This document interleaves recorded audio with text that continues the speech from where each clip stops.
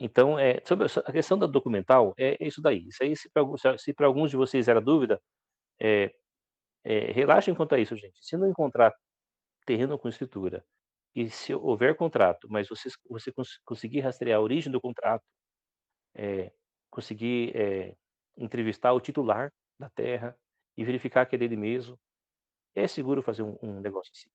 O Brasil está passando por uma fase, gente, em que eles estão tentando fazer o georreferenciamento em todos os terrenos rurais, né.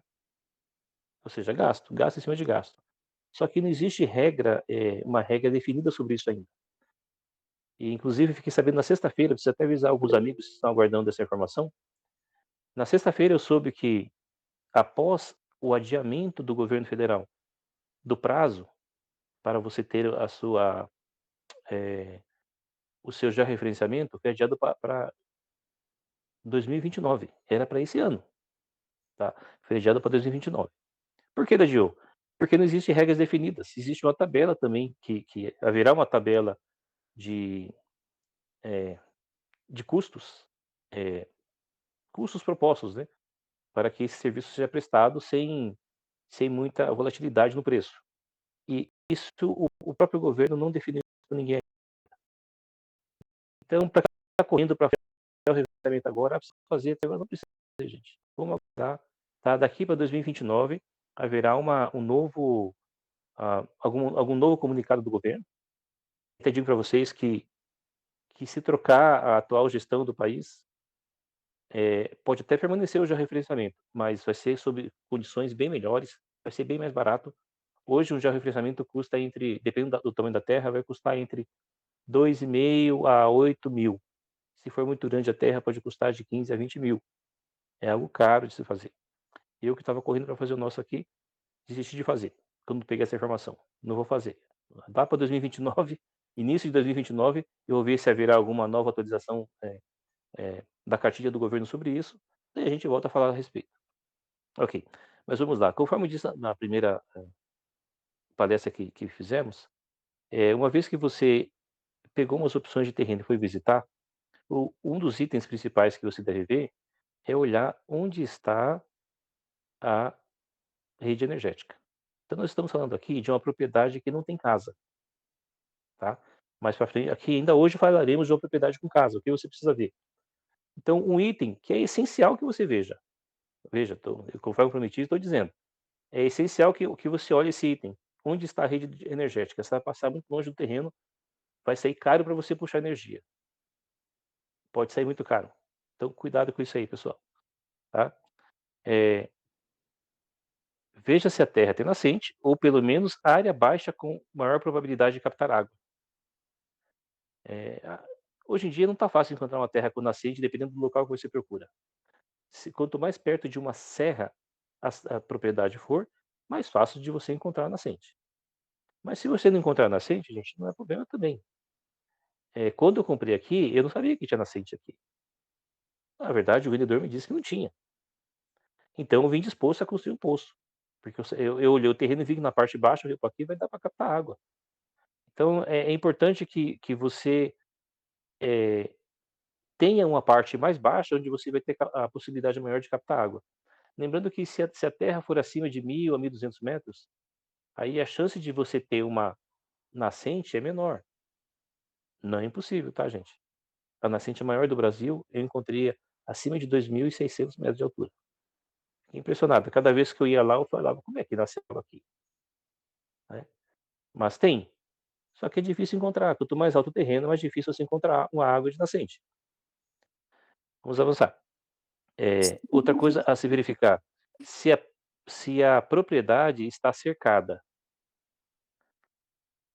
O cercamento da propriedade, ele é responsabilidade do vendedor. Se na ocasião da venda ele não tiver cercado, você precisa fazer um orçamento e para cercar a propriedade e descontar dele, e descontar do preço, tá. Não assuma sozinho, não assuma para você a responsabilidade de fazer, além de pagar o preço que o vendedor pediu, tá. A responsabilidade é sempre do vendedor. "Ah, não entreguei cercado", ok, então o custo vai ser tanto, então você precisa bater no preço para mim, tá. Isso é o que é o procedimento comum na negociação da terra. E importante igualmente também com respeito à cerca. é você saber se existe disputa de divisas ali. Isso é muito importante. Como assim disputa de divisas? Você vai ser o corretor ou vai a pessoa que resolveu que você contratou para te mostrar a terra. Ele vai te mostrar as divisas, todo o terreno, e depois que ele fizer isso aí, veja, o corretor não vai conseguir te passar isso aí, com precisão, essa informação. Depois que você vê tudo, não esqueça de você ir nos vizinhos, você mesmo no vizinho, e perguntar para ele se aquele terreno ali, ó, esse terreno ele faz divisa com você, senhor. Eh, Me diz uma coisa, tá tudo certo com a sua divisa com ele? Não tem nenhum problema ali? Não tem nenhuma disputa de divisa entre vocês? Tá tudo certinho? Não, tá certo, vai ver com o outro. Então você vai em todas as divisas, procure saber quem são os confrontantes e veja se não há disputa, tá.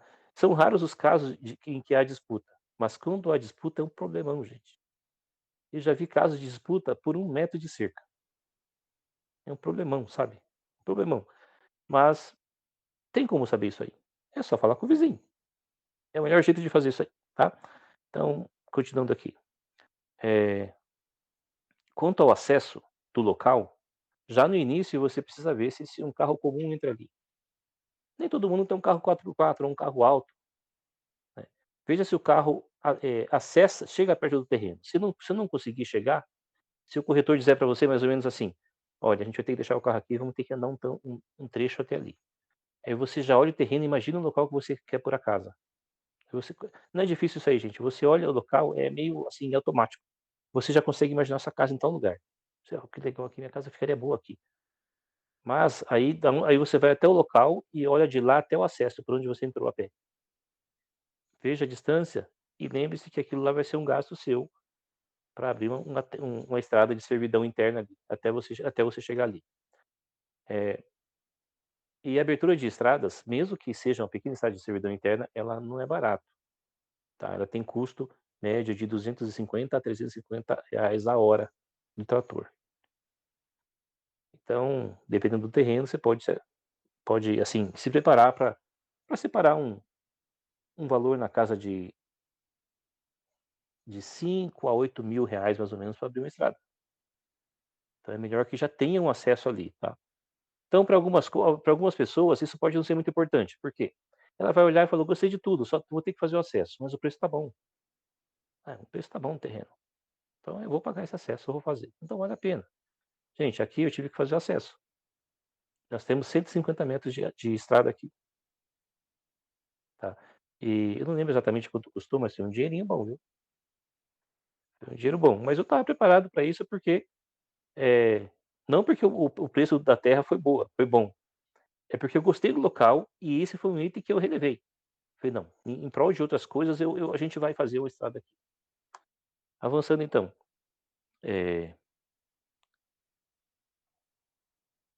outro item que eu acho que eu comentei com vocês, na vizinhança, eh, vocês precisam verificar num raio de uns 500 metros se existe casa de veraneio ali. Isso é de suma importância no que diz respeito ao sossego, tá. Quando o local é muito bonito, principalmente, tem muita gente da cidade que tem casa de rancho, eles chamam de rancho, né, casa de campo. E eles moram na cidade e só vão fim de semana, ou alugam para festas, para shows de música caipira, essas coisas, sabe. E isso aí pode ser um entrave para você depois. Imagina você descobrir depois que todo fim de semana ou fim de semana não, você tem um barulho enorme na sua vizinhança ali. Eu disse 500 metros por quê? Porque, nessa distância você consegue ouvir bem um barulho de um vizinho barulhento, que liga um som, porque no campo tudo é muito silencioso mesmo. Então faz muita diferença você ter, no mínimo, essa é uma inspeção de 500 metros que vai te ajudar a se assegurar de que não vai ter esse problema aí, tá. Vamos lá. Eh, Outro item muito importante, ao você chegar na propriedade, imagina que você vai chegando na propriedade, o corretor fala: "Olha, é por aqui". Aí você já vai olhando nas redondezas as casas da vizinhança, se por acaso essas casas têm grade nas portas e janelas. Se tiver, eu recomendo que você não fique ali. De cara já, tá? Não fique ali, porque é sinal que ali existe histórico de violência rural. A violência rural mais comum é arrombamento de casa quando o proprietário não está. E o que mais que furtam? Existe até, eh, informações sobre isso no Google. O item mais furtado nas propriedades rurais é bomba d'água.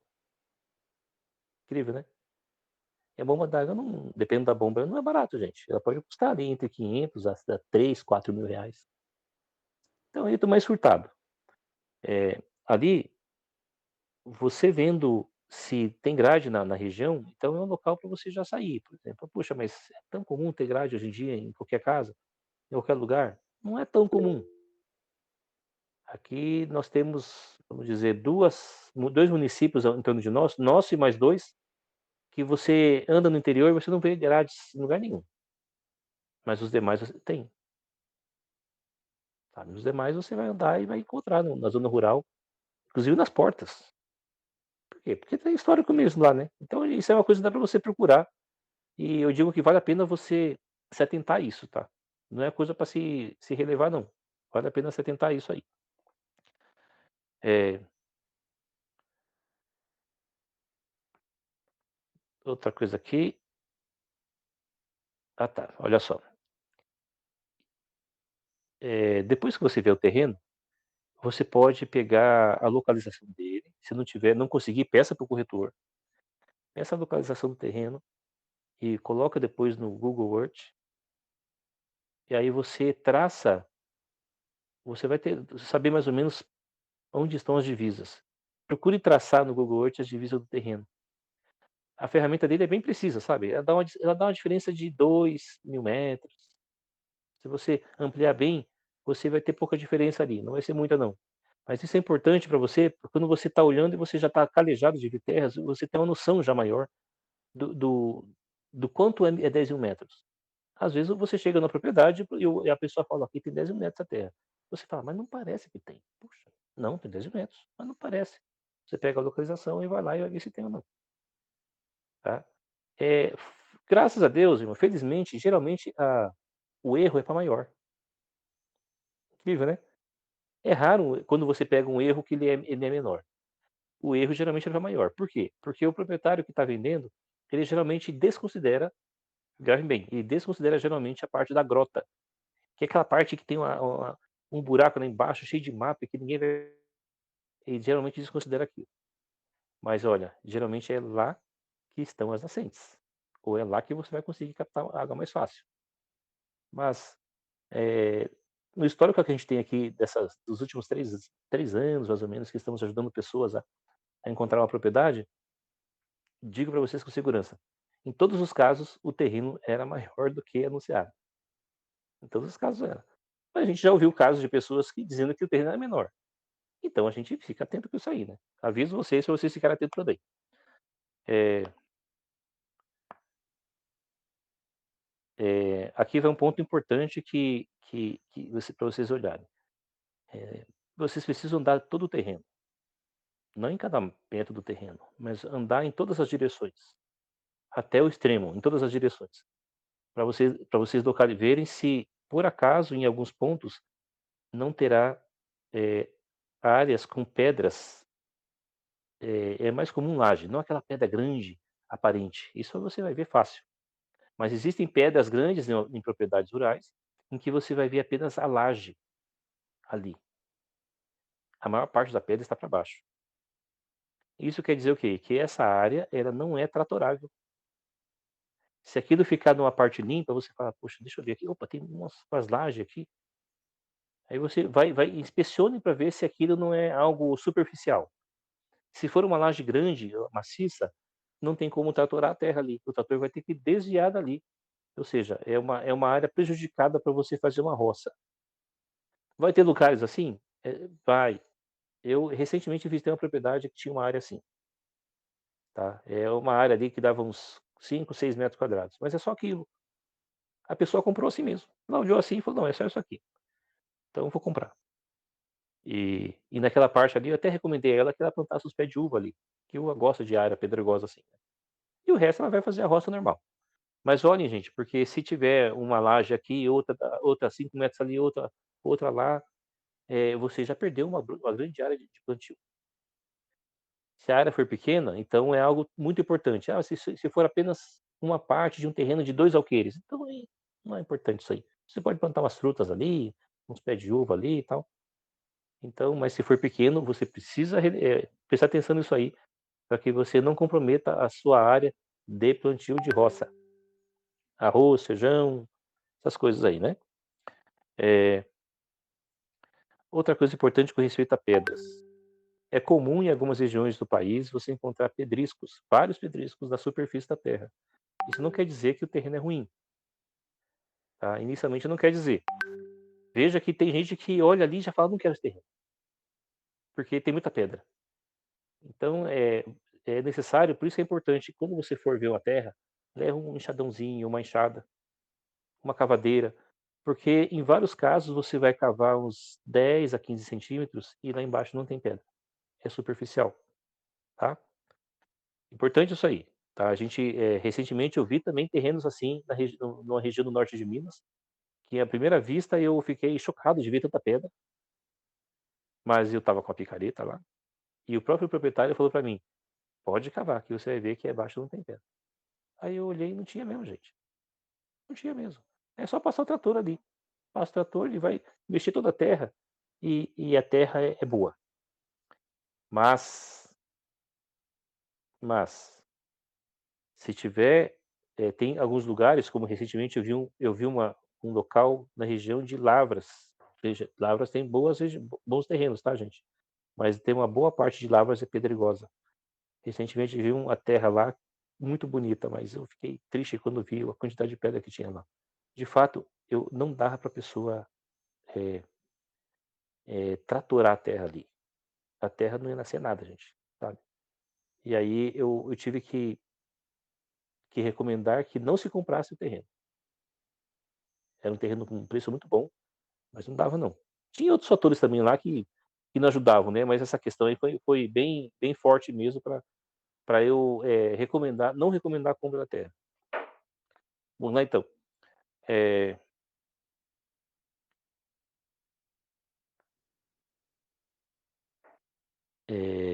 Você pode verificar na terra, que isso aqui é muito importante também, qual o histórico dela. Se ela geralmente é pasto, gente, geralmente. Mas você vai encontrar muitos lugares que não é pasto, tá. Se for pasto, a terra está compactada.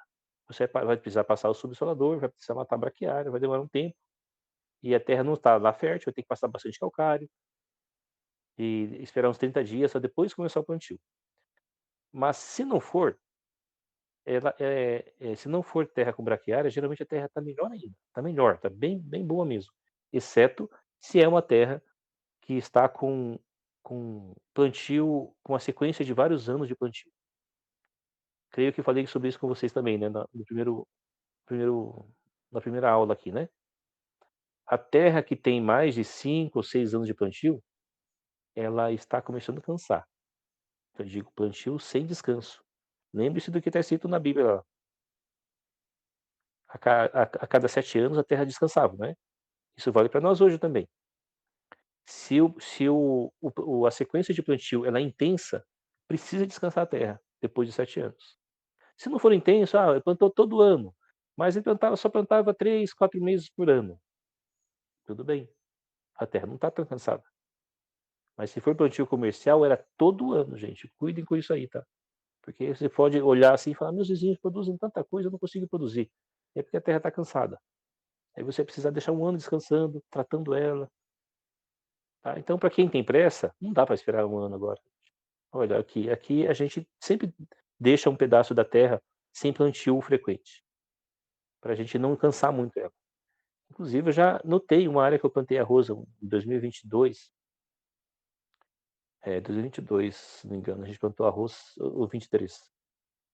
E eu notei que essa área, eu fiz um segundo plantio de arroz no ano seguinte, e ali o arroz não deu quase nada. E eu não tinha feito, como eu sabia que a minha terra estava descansando um pouco, nós não tínhamos feito descanso na terra, a gente só deu um trato na terra, passamos calcário, Depois plantamos aveia. eh, Algumas pessoas plantam algumas frutalárias, né, aqui no sudeste costuma-se plantar aveia preta para melhorar a fertilidade da terra. E foi só isso, a gente começou a plantar e a terra começou a dar, mas teve uma área que ela não queria dar resultado, ficou o ano inteiro descansando depois. Continuando lá então, gente, eh,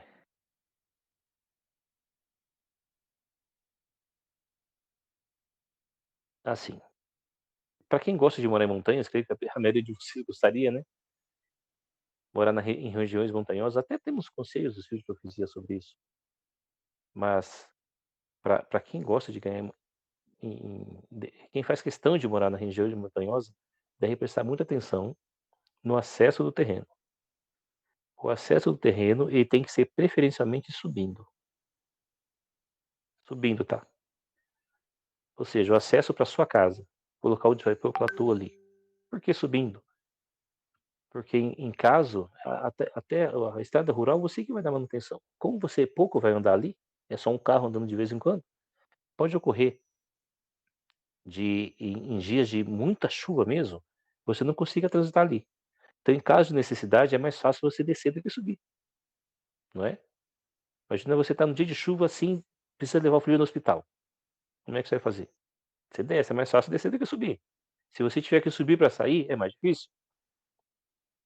E a outra questão é que se a terra, se o acesso da rua para chegar na sua casa, ele for descendo, a chance de, em dias de chuva, você receber uma enxurrada de lama ali é grande.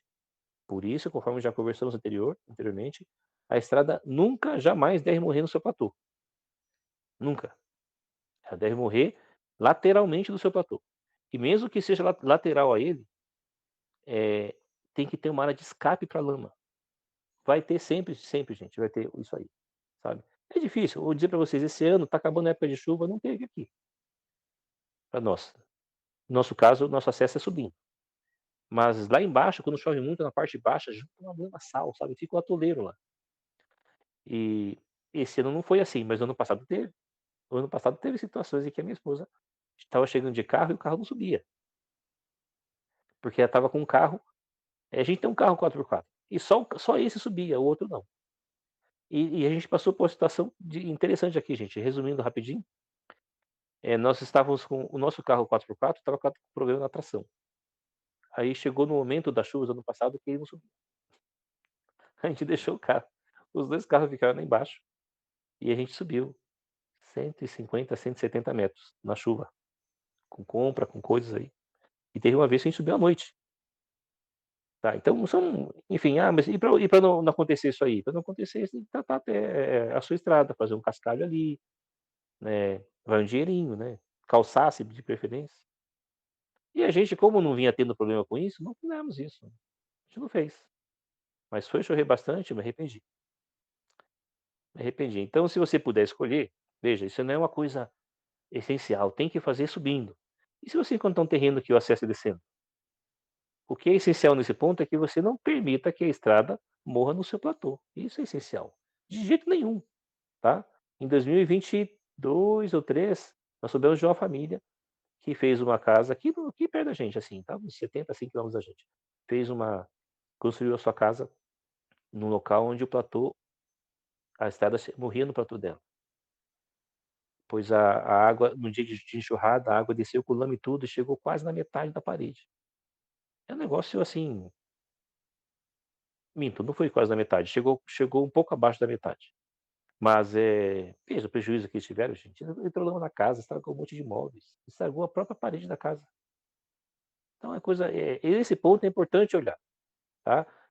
Recentemente eu vi um terreno também para uns amigos nossos, inclusive acho que tem alguns deles estão aqui, em que a estrada morria pertinho da casa, mas eu vi que ela não morria na casa. Eu até alertei elas: "Olha, isso aqui é importante. Acho que esse aqui é um local bom, por quê? Porque a estrada desce paralelo".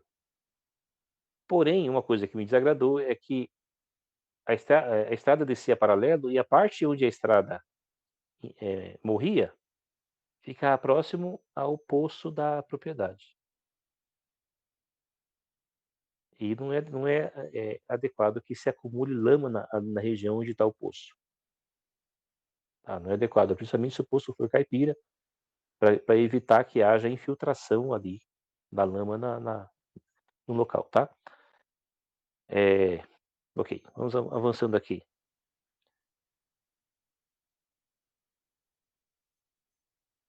Bom, já falamos sobre o sol também, a importância de você ver se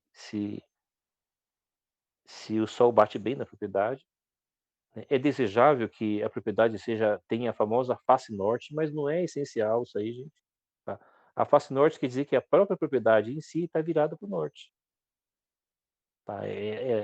O local que você mais vê o céu é o norte, essa é a tal da face norte, porque ou seja, que o sol está batendo ali o tempo todo. Não é necessário que seja assim, gente, é desejável, tá, desejável. O que é importante é que, eh eh, é que não tenha, muitas árvores ou montanhas nas laterais da propriedade, a ponto de impedir que você tenha pelo menos 8 horas de sol por dia, tá, isso é importante. Se você tiver alguma região, reparem por vocês mesmos, se vocês tiverem regiões que ou áreas do terreno que recebem 6, 7 horas de sol por dia, algumas coisas não vão crescer ali.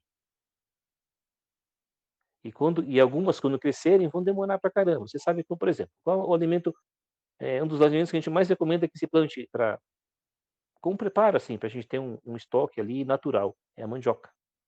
Alimento saudável, tal, né. A mandioca tem ciclo de 9 a 9 meses a 1 ano e 2 meses, em média.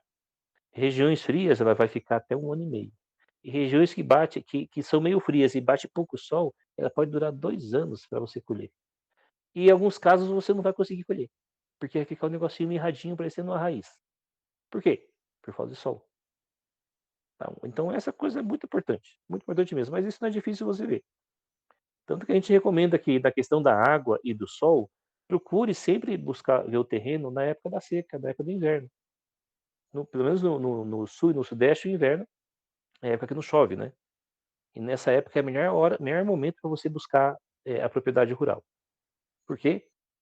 Por esse ponto do sol, porque geralmente vai ter sol, embora frio, e pelo ponto da água, que é que se você encontra água na propriedade no inverno, no auge do inverno, você vai ter no resto do ano.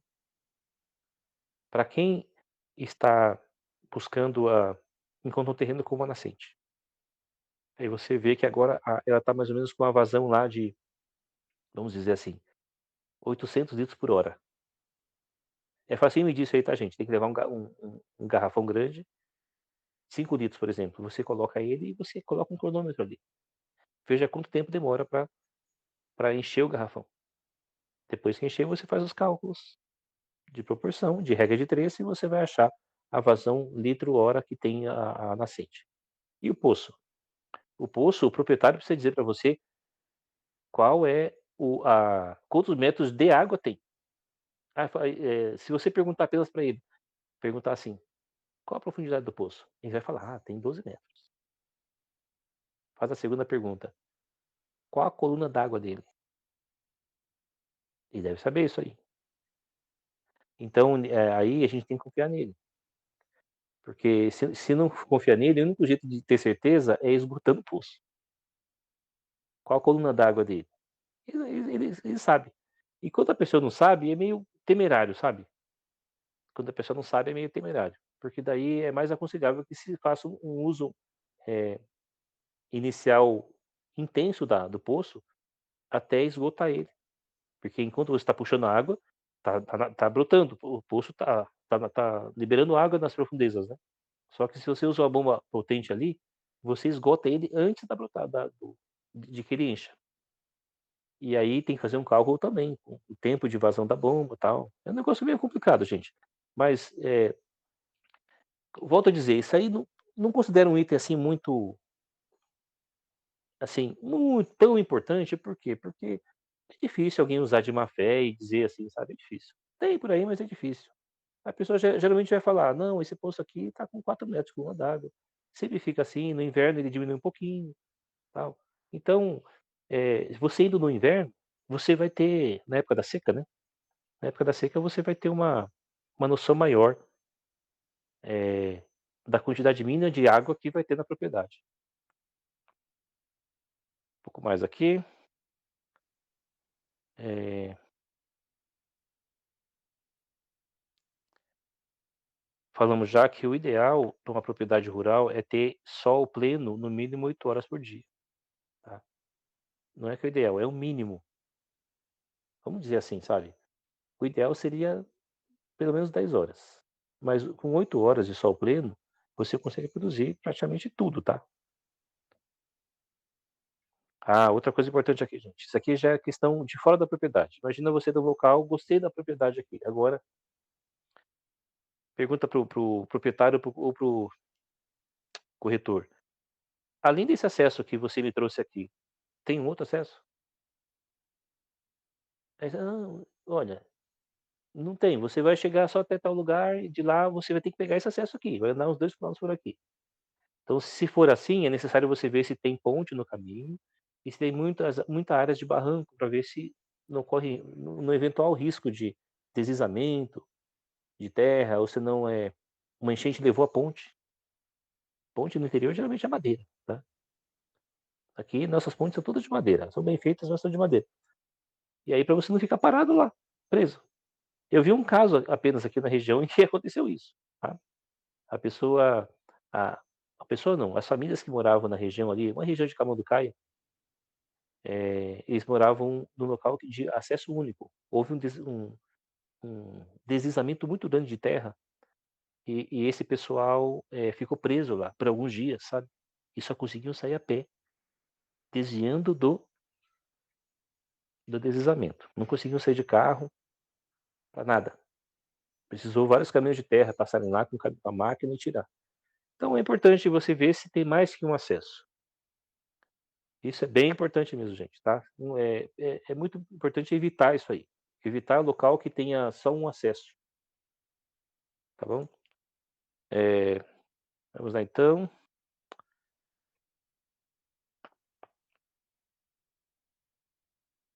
Outra coisa que é desejável na propriedade rural é ser fim de linha, ou seja, a estrada morre na sua propriedade.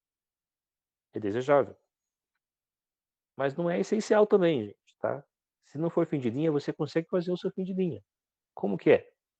Você vai buscar se instalar no fundo do seu terreno. Mas se no fundo do seu terreno for do terreno que você quer, for inadequado, não, eu não posso me instalar porque já tem o vizinho fica bem próximo ali, ou senão, tem um problema ou outro, tem muita árvore ali, eu não posso desmatar. Então é algo para pensar sobre a propriedade, tá. Quando você tem uma propriedade que não é fim de linha, você vai ter, um fluxo relativamente grande de pessoas ali, passando em frente à sua propriedade para ir na terra deles. Então esse é o único problema. Associado a essa recomendação, a gente costuma recomendar que não se instale que ninguém se instale na estrada principal de acesso do bairro rural. Todo bairro rural tem uma estrada principal de acesso, de lá saem pequenos ramais para que servem outras propriedades. O ideal é se instalar próximo a esses ramais, nunca no acesso principal, a não ser que exista uma segurança, um desnível entre o acesso, entre a estrada principal e o seu acesso, tá. Recentemente, uns amigos nossos adquiriram um terreno assim, que ficava em frente à propriedade rural, na estrada principal, porém, eh, subindo para a terra deles, eles nem enxergam o carro, a estrada lá embaixo. Eles estão lá em cima, num local que não enxerga quem passa nada, não enxerga nada. Assim, e quem está lá embaixo não vê eles lá em cima também. Assim, são exceções. Mas é uma coisa ruim, clara, muito comum, que é o arrependimento de quem procura se instalar em frente à estrada principal, é que na época do calor, a poeira que se levanta é enorme, gente, é muito pó que vem. E todo o pó vai para casa, vai para o varal, vai para os quartos, suja dentro de casa, gente. Eu vi casas assim, inclusive eu tenho vizinhos que moram em frente, alguns vizinhos que moram em frente à estrada principal. E eles reclamam que na época do pó, eles têm que manter tudo fechado, porque suja tudo dentro de casa. É muito pó, é uma nuvem de pó que você fica alguns segundos sem enxergar nada. Então pra você não ter esse problema, né, então já procura evitar um local assim, né. Inclusive um dos nossos vizinhos, esse mora a 4 quilômetros daqui. Ele se instalou bem em frente à estrada principal. O que ele fez? Ele construiu um muro de 2 metros. Ele descobriu que ele ele conseguiu eliminar apenas metade do problema, porque quando o pó é muito grande, ele subia para cima dos metros, dos 2 metros e invadia a casa dele. Então tá aí um motivo para a gente evitar, além da própria segurança em si, lógico, né, evitar ao máximo, se instalar em frente à estrada principal do bairro rural. Eh, eu falei sobre criar o seu próprio fim de linha, o próprio fim de linha, a gente cria com aumentando a estrada, você tem um gasto maior, né. Nós fizemos isso aqui. A gente construiu bem no outro extremo do terreno, a parte mais alta, rente à divisa. Foi isso que a gente fez, tá. Eh, deixa eu ver mais um item que eu tinha anotado aqui.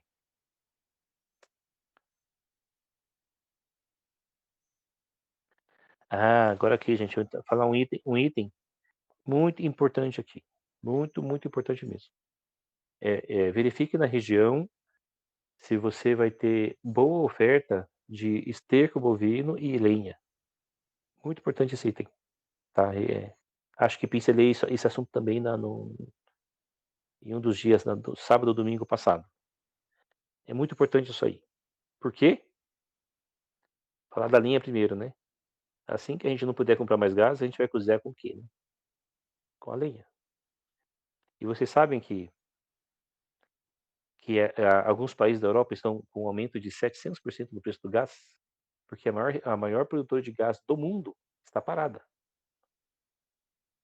Tem vários produtores no Oriente Médio, né, mas o maior deles está parado. Então a última notícia que eu vi é que o aumento, foi de 700%. E o Brasil, ele não é autossuficiente em gás liquefeito. Boa parte do nosso gás ele é importado, né.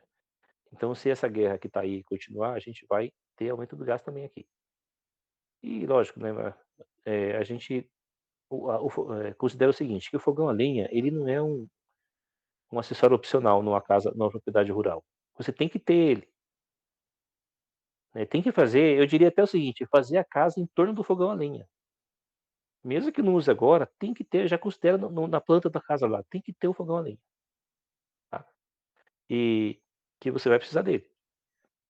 Então, além de ele ser a base para você de cozinhar, em locais que faz frio, como aqui, o fogão a lenha, ele esquenta a sua água, né. A gente instala uma serpentina, nós instalamos aqui, instala uma serpentina nele, e ele esquenta toda a água da casa. Mais pra frente a gente vai falar um pouquinho sobre isso aí também, tá, sobre essa questão da serpentina e como que é importante para quem vai morar no sul ou sudeste. Mas, e sobre o esterco? Hoje em dia a gente pode comprar vários tipos de esterco, né, esterco não, de adubos, alguns, assim, que não são, assim, tão agressivos, alguns minerais não são agressivos. Mas e quando a gente não puder comprar? Ou mesmo que a pessoa não tenha condições de comprar, ela vai se virar com o esterco. Gente, o esterco bovino, ele supre quase tudo. Aquilo que o esterco bovino não suprir, você pode completar eh, com a compostagem. A gente faz isso aqui, tá. E só depois de um tempo plantando aqui com esterco, que eu decidi fazer um exagero no esterco na última roça que a gente fez, e eu fiquei impressionado eu falei: "Vamos ver se não vai matar a planta, né". O esterco estava seco, estava bem curtido. Não matou não, gente. Nosso feijão cresceu uns 20 centímetros a mais que ano passado, o nosso pé de feijão, e demais. Então, mas a gente tem uma oferta muito grande de esterco em volta aqui. Isso é importante se instalar perto de algum produtor de gado. Eles não sabem o que fazer com o esterco. Se você for pedir para eles acham que é um favor. Ah, pode pegar tudo. Sabe, hoje em dia nós temos 3 vizinhos aqui que às vezes pedem para a gente tirar esterco deles. Na semana passada, um vizinho ofereceu para a gente mais ou menos 1 tonelada de esterco. E eu falei com outro vizinho que tinha trator, porque a minha carretinha carrega só, 500 litros por vez. E, assim, em peso bruto eu ia precisar de 4 ou 5 carretas para trazer. E eu fiz um acordo com o vizinho, ele trouxe para mim. Na verdade eu fiz um favor para ele. Fiz uma compra para o vizinho, tá. Uma compra para o vizinho não podia ir na cidade, falou: "Você pode fazer uma compra para mim?" "Pô". Fiz a compra para ele lá, ele outro dia ele apareceu com um monte de esterco aí, descarregou pra gente aqui. Ok, vamos avançar aqui.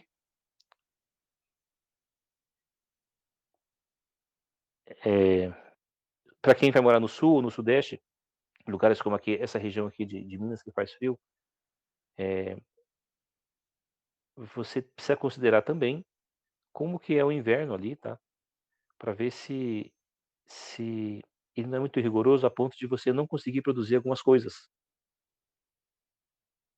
Importante ver isso aí, tá, gente. Isso aí, essa informação você pega tem bastante informação sobre isso no Google, você encontra algumas apostilas gratuitas, tá. Lá eles dão muitas dicas do que, de quais plantas, quais frutas que podem nascer ou não em determinadas regiões. Eu costumo dar o exemplo do mamão. O mamão aqui é uma coisa que quase ninguém tem, nos nossos vizinhos. Quase ninguém tem. E aí, os vizinhos começaram a vir aqui em casa e viram que a gente tem vários pés de mamão aqui. "Ah, mas você produz mamão aqui?" Eu falei: "Sim, mas aqui não dá mamão." Eu falei: "Dá, você não planta."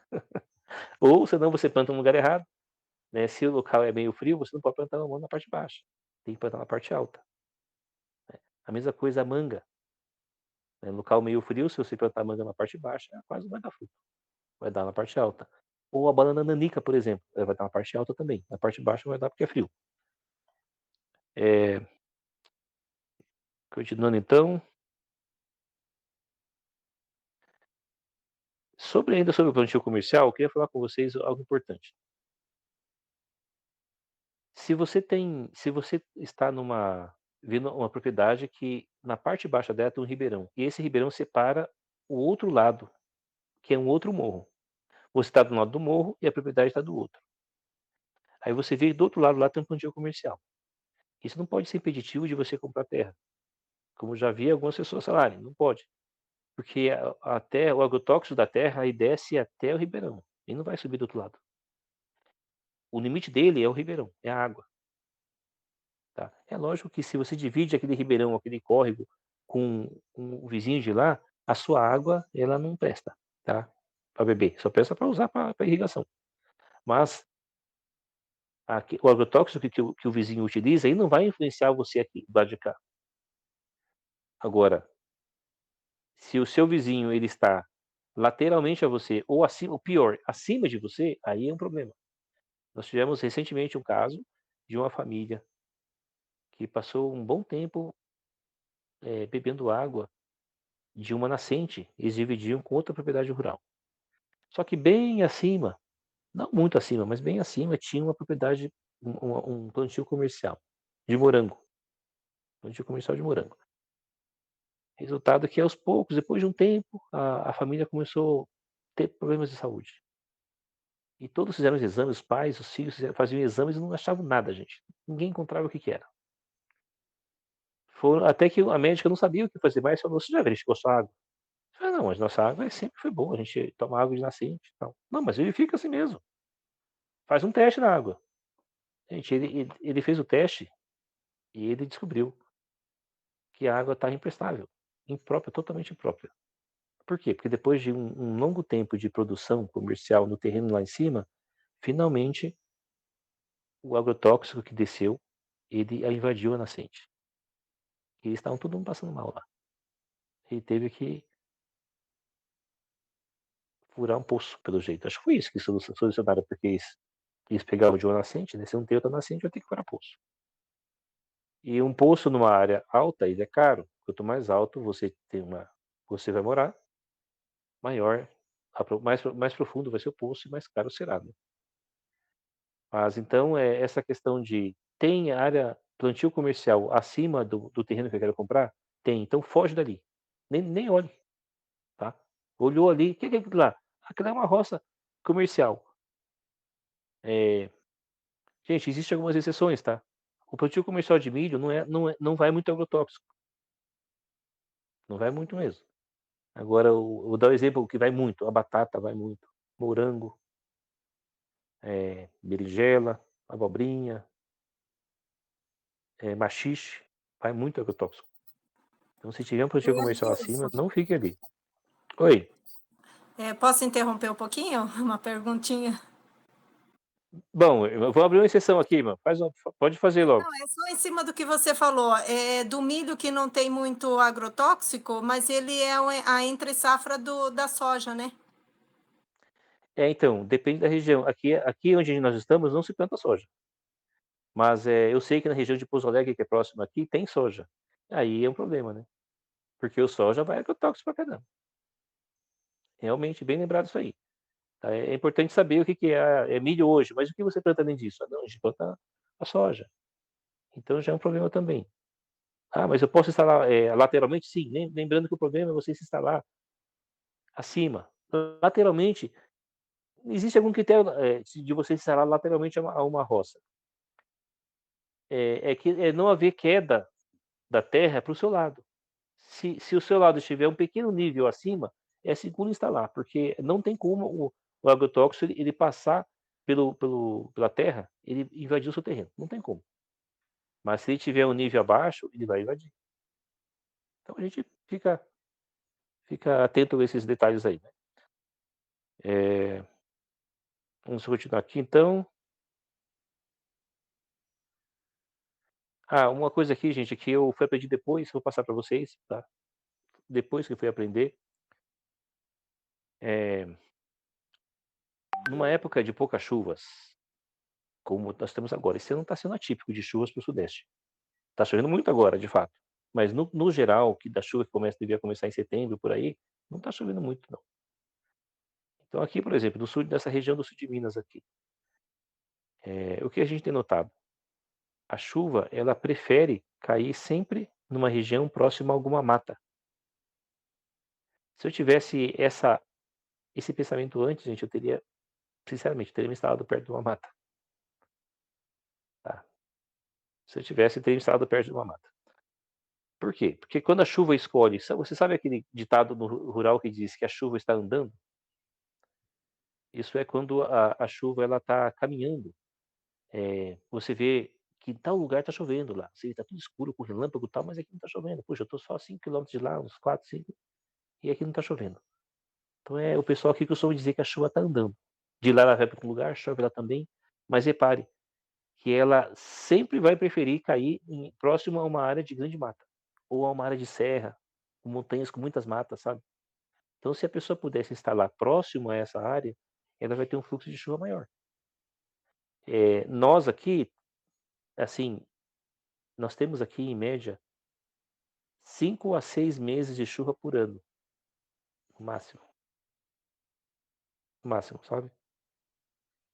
E eu sei que alguns estados têm 7, 8, mas graças a Deus, né, o relevo e a própria natureza, qualidade da região, tem muita nascente na região aqui, muitas. Então a gente não tem problema com água. Qualquer lugar que você furar, qualquer lugar basta você furar dá água. E se não tiver nascente, fura um pocinho ali que vai dar água raso, sabe. Mas, às vezes a gente quer água para a roça, né. Por exemplo, você sabe, eu não planto nada aqui de roça, quando eu falo roça, eu me refiro aquele plantio grande, né, que você precisa semear vários grãos. A única coisa que a gente planta aqui, no inverno, e de vez em quando, é trigo, aveia e cevada. E é pouco, gente. Por quê? Porque eu não posso contar com a água da chuva, aqui não tem. Se eu quiser alguma água lá, eu vou ter que regar lá. E eu não tenho a gente não tem um irrigador automático, sabe, então para nós é difícil, a gente irriga às vezes com a mangueira, com o regador. Então a gente produz aqui trigo, produz, graças a Deus, né, aveia, até centeio já plantamos uma vez aqui, e só que eu tenho que regar. Então, do contrário, as nossas roças, eh, de grande volume, a gente planta só na época da chuva, ou seja, só entre setembro e março. Março é o último mês, né, agora a gente nós já colhemos feijão agora e vamos plantar feijão de novo em março. Por quê? Porque o feijão ele é mais robusto e não exige tanta chuva, né. E a gente quer aproveitar, colher um pouquinho mais de feijão agora. Mas deu abril ali, não planto mais nada não, gente, só hortaliças. Não tem mais nada de roça não, senão eu vou ter que regar. Continuando então, na busca do terreno, você ao inspecionar o terreno, você, verifique se existe alguma área com erosões. Geralmente está na área baixa ou no meio de um pasto grande. Quando o pasto, 2 áreas de um pasto, elas se juntam em forma de V, assim, numa grande propriedade, cuide, porque ali é uma área sujeita à erosão, por conta do fluxo de água que desce ali, tá. Então, geralmente isso tem em grandes propriedades, para quem quer comprar 3, 4 alqueires para cima aí. Aí você é necessário inspecionar isso aí, porque é comum, infelizmente, em épocas de chuva, haver erosões ali. Aonde a erosão, você perdeu a terra, tá. Dependendo do fluxo dela, perdeu a terra. Vamos continuar então. Eh,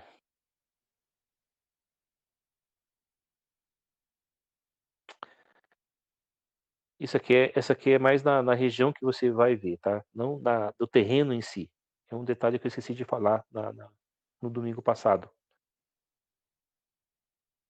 Na busca pela terra, além de verificar os itens, aqueles itens que a gente tinha citado lá, de você não ficar próximo à barragem, próximo a um presídio, evitar áreas que têm histórico de epidemias, tal. Algo muito importante é verificar, se a região, ali próximo da região, não existe área de mineração, tá. Elas geralmente ficam bem escondidas do público, só que como elas se aprofundam tanto no solo, que pode ocorrer de haver, comprometimento do lençol freático. Vou dar um exemplo para vocês. Eh, a região de Poços de Caldas e Caldas tem áreas, vocês sabem que o aumento ali houve um aumento nos últimos anos muito grande, considerável de índices de câncer. É desproporcional à vizinhança deles lá. Não existe nenhum estudo que mostre e que prove que a mineração está prejudicando isso. Eu particularmente acho que não existe estudo por pressão do governo, tá. Porque muito provavelmente, o problema desse alto índice ali desproporcional de câncer, todo tipo de câncer, ele está relacionado com as minerações que tem na região ali, sabe. Por exemplo, lá tem um um uma mina abandonada de urânio, e de outras coisas lá fortes também, sabe. E o que mais justificaria que toda uma região, tenha, assim, índices 100 a 200 vezes maiores de câncer do que os seus vizinhos? Precisa pesquisar então, viu. Pesquisar essa questão ver se há mineração ali.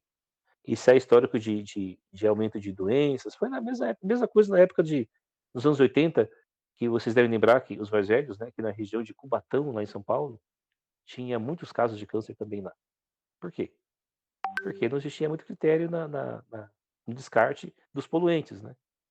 Não existia muito critério lá naquela época. Tinha até histórias de crianças que nasciam deformadas. Hoje em dia tem critério, não tem mais isso lá. O ar lá continua sendo pior do que da região, mas nem se compara como era na época de Santos, nem se compara. Ok, gente, na questão da propriedade rural em si, o que eu tinha que falar para vocês é isso aí. Agora eu vou passar umas dicas importantes para quem faz questão de comprar um terreno com casa, ou surgiu uma oportunidade de a pessoa falar: "Poxa, queria construir, mas chegou uma oportunidade aqui, olha só, terreno bom, propriedade barata, vamos ver se vale a pena", tá. Então eu vou passar umas dicas para vocês aqui, a maioria delas é baseada na minha experiência de buscas com terreno com casa, que inicialmente nós queríamos um terreno com casa, depois acabamos desistindo. Então alguns motivos eu vou passar para vocês agora aqui, antes da gente encerrar. Olha só, ao verificar o preço da propriedade rural com casa, é preciso ter alguma noção do quanto vale o hectare da terra na região. Isso você deve pesquisar antes, quanto vale o hectare em média, tá? Para você não ser pego de surpresa. Vou dar um exemplo para vocês, aqui na região que a gente está, tá muito caro o negócio, inflacionou tudo depois da Covid. Mas aqui o hectare da terra, em média, está entre 80 a 120 mil. Caro, né? Em média está 100 mil o hectare. É, em seguida, você verifica as benfeitorias do terreno e, e a casa que está ali. Para você chegou lá e viu um terreno, fulano apresentou para você assim, olha, tem um terreno aqui de 20 mil metros, 2 hectares, eu tenho uma casinha ali com 2 quartos, sala, cozinha, banheiro, tem algumas coisas plantadas, tem um galpãozinho ali, e aí eu quero tanto, tá? Então, aí você não comece a negociar antes de você ter uma ideia do preço para ver se vale aquilo. Então você já vai abater, você fala: "Bom, aqui tem 20 mil metros, eu sei que isso aqui vai valer, vamos dizer, vai valer 100 mil esses 20 mil metros. Essa casa aí tem uns 2 quartos, vamos entrar na casa. Tá em bom estado? Puxa, essa casa aqui pode valer uns 120 mil, 150 mil. Agora ele está pedindo 300 mil, como é que ele chegou nesse preço?" Aí você vai ver que tem plantações, tem árvores frutíferas ali, ele tem uma fossa séptica, tem uma caixa d'água grande, aí você já vai tendo um cálculo aproximado, mas ainda assim não chegou. Então, a diferença sempre vai ser o que a gente chama de valor agregado, tá. Só que essa diferença, ela não pode ser muito grande. Costumeiramente você encontra isso aí, então fique atento quando você for ver. Se você olhar uma propriedade, por exemplo, ela está 500 mil, 500 mil reais, e você sabe que o terreno da pessoa não vale mais que 100. A casa vale, uma casa muito boa vale 200. Ok, já foram 300 mil. Aí, mas e tem benefícios aqui, tem vários pés de fruta plantado, a cerca dele está arrumadinha, tem isso, aquilo, aí você vai tendo uma ideia aproximada, não tem como ser preciso, mas é uma ideia aproximada, aí você chega nos 350, 350, 360 mil. Como é que ele chegou no 500? Será que essa diferença é valor agregado? Aí não, está acima do preço, gente. A não ser que a casa dele esteja muito bem, seja uma casa nova, vamos dizer assim, sabe. Então, isso para você ter uma ideia de você não gastar no valor acima. Mas, às vezes a pessoa nem ela acredita que vai vender por 500 mil aquilo lá. Ela anunciou por 500 para começar o negócio. Porque se você olhar e você for falando em alta voz para o proprietário: "Bom, aqui tem", vai lá para o proprietário e fala: "Ah, eu sei, aqui o terreno vale mais ou menos tanto, a sua casa aqui, deixa eu ver, essa casa sua vale mais ou menos tanto aqui, hoje em dia, né. Eu sei que tua casa é boa, tal, você fez o acabamento, tal". Aí você vai falando meio alto, assim, deixa ele ouvir o que você está dizendo. Ele vai saber que você está entendendo, até que você chega no negócio, aí vai chegar no momento e eu falo: "Ó, senhor, eu posso te dar 400 mil aqui, não posso te dar 500 mil aqui". Aí a pessoa, ele diminui na hora o preço para vocês. E vai chegar lá: "Então faz 480". "Não, não". Aí você vai: "Não, 420". "Não, 450, nem eu nem você". É assim que eles falam: "Nem eu nem você". 450, pronto, você já tirou 50 mil ali.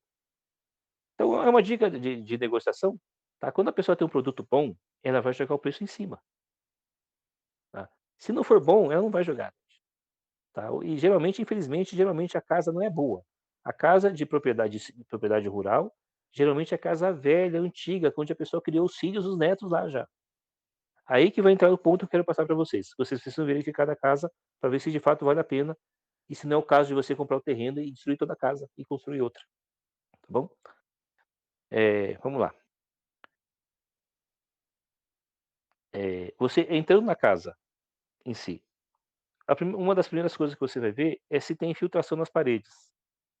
A infiltração na parede é aquela que vem de baixo, né, de baixo. ela pode vir no meio também, se for ligado a algum barranco. Se vem infiltração da parte de baixo para cima, é sinal que a fundação não foi bem feita. Então você só consegue corrigir isso aí, se você, mexer na fundação. E se tá muito não vale a pena gente, não vale a pena mesmo, viu. Então veja se não tem infiltração ali. Eh, outra coisa importante, muito importante mesmo, você entra na casa de dia e tenta enxergar tudo, não deixa a pessoa acender a luz, tenta enxergar tudo que você puder ali.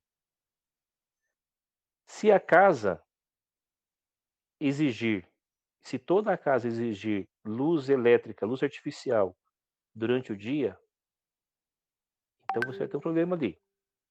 Hoje pode para você não ser um problema, mas quando você não puder comprar e vender mais, você não vai ficar dentro da casa no escuro. Você vai ter que ficar com um lampião dentro de casa ali, tá. Ou vai ter que fazer uma reforma ampla, aumentando as janelas, trocando a porta, algo assim, tá. É comum, é muito comum, eu tenho vizinhos assim aqui, tá. É muito comum você entrar em casas completamente escuras durante o dia. Isso é falha no projeto da casa. São árvores na frente ali, foi construído de frente errada, de frente para o sul, frente para o oeste, sabe, algo assim. Então eu acho isso muito importante, gente. Para algumas pessoas isso pode não ser irrelevante, sabe, mas para mim é importante isso aí. A casa, o ideal é que você tenha luz natural durante o dia, tá, ou você vai precisar de energia o tempo todo lá. E ok.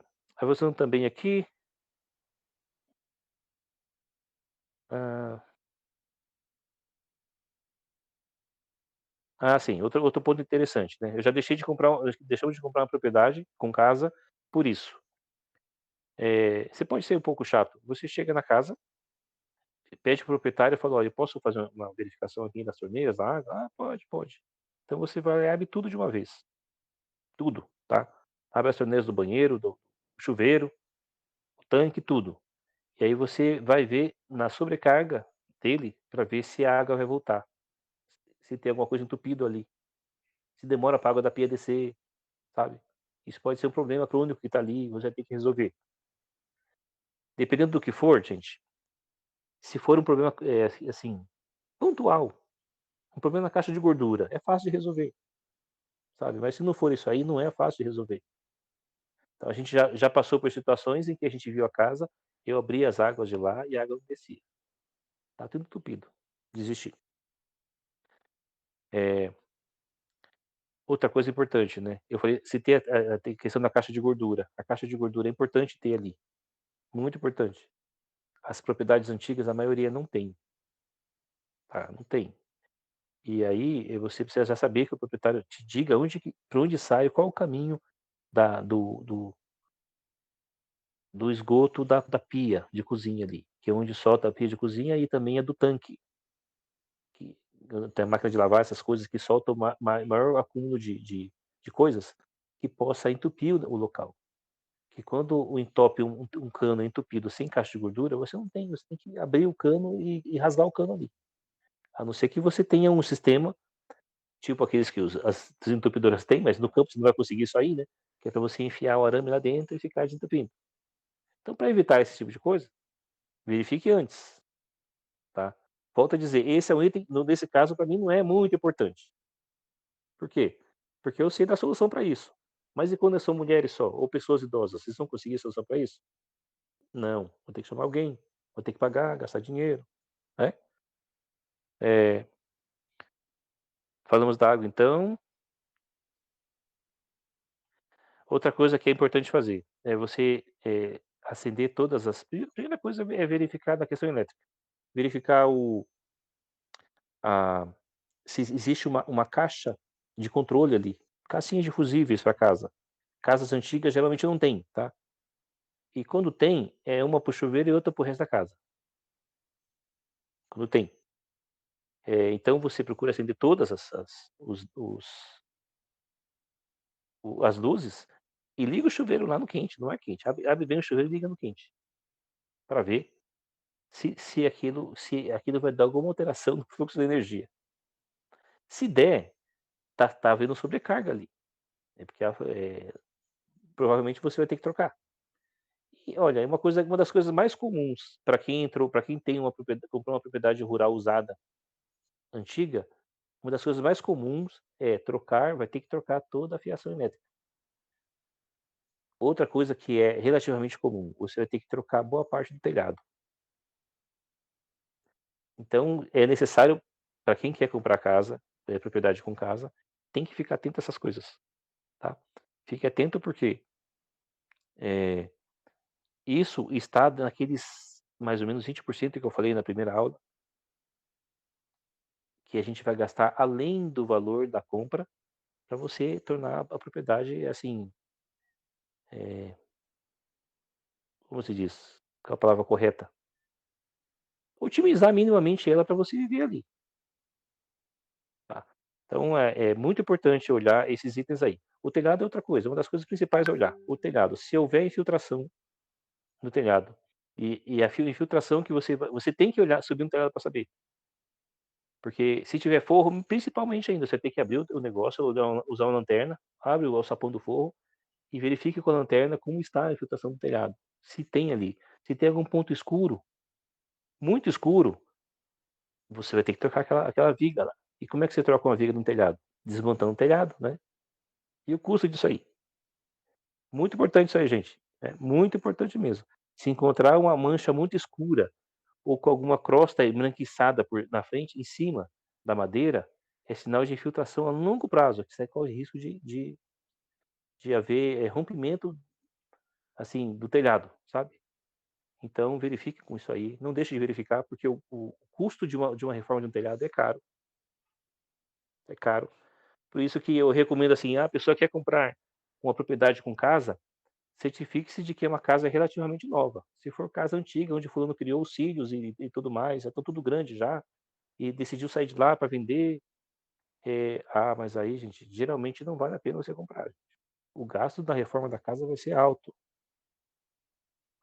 viu? Geralmente não vale a pena. Se for casa velha, pra ser sincero, não vá atrás. Não vá atrás. Você vai gastar? Vamos lá. Como eu disse, enquanto eu acho aqui, como eu disse para vocês, tudo há exceção, né? Eu sei de pessoas que compraram casas velhas, porém pagaram um terreno barato no terreno.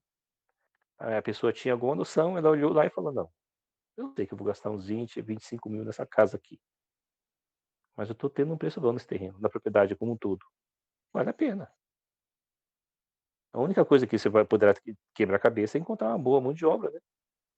Então tem que ponderar essas coisas. Por isso que eu falei no início para vocês. Para algumas coisas, uns relevariam, outros não. Nesse caso de uma casa que precisa de uma ampla reforma, eu jamais compraria. Jamais. Mesmo que esteja num preço bom. Tá? Por quê? Porque eu também vou ter preocupação com a mão de obra boa. Se eu soubesse fazer tudo, tudo bem, aí eu faço. Mas não sei fazer tudo. É, vamos dizer aqui.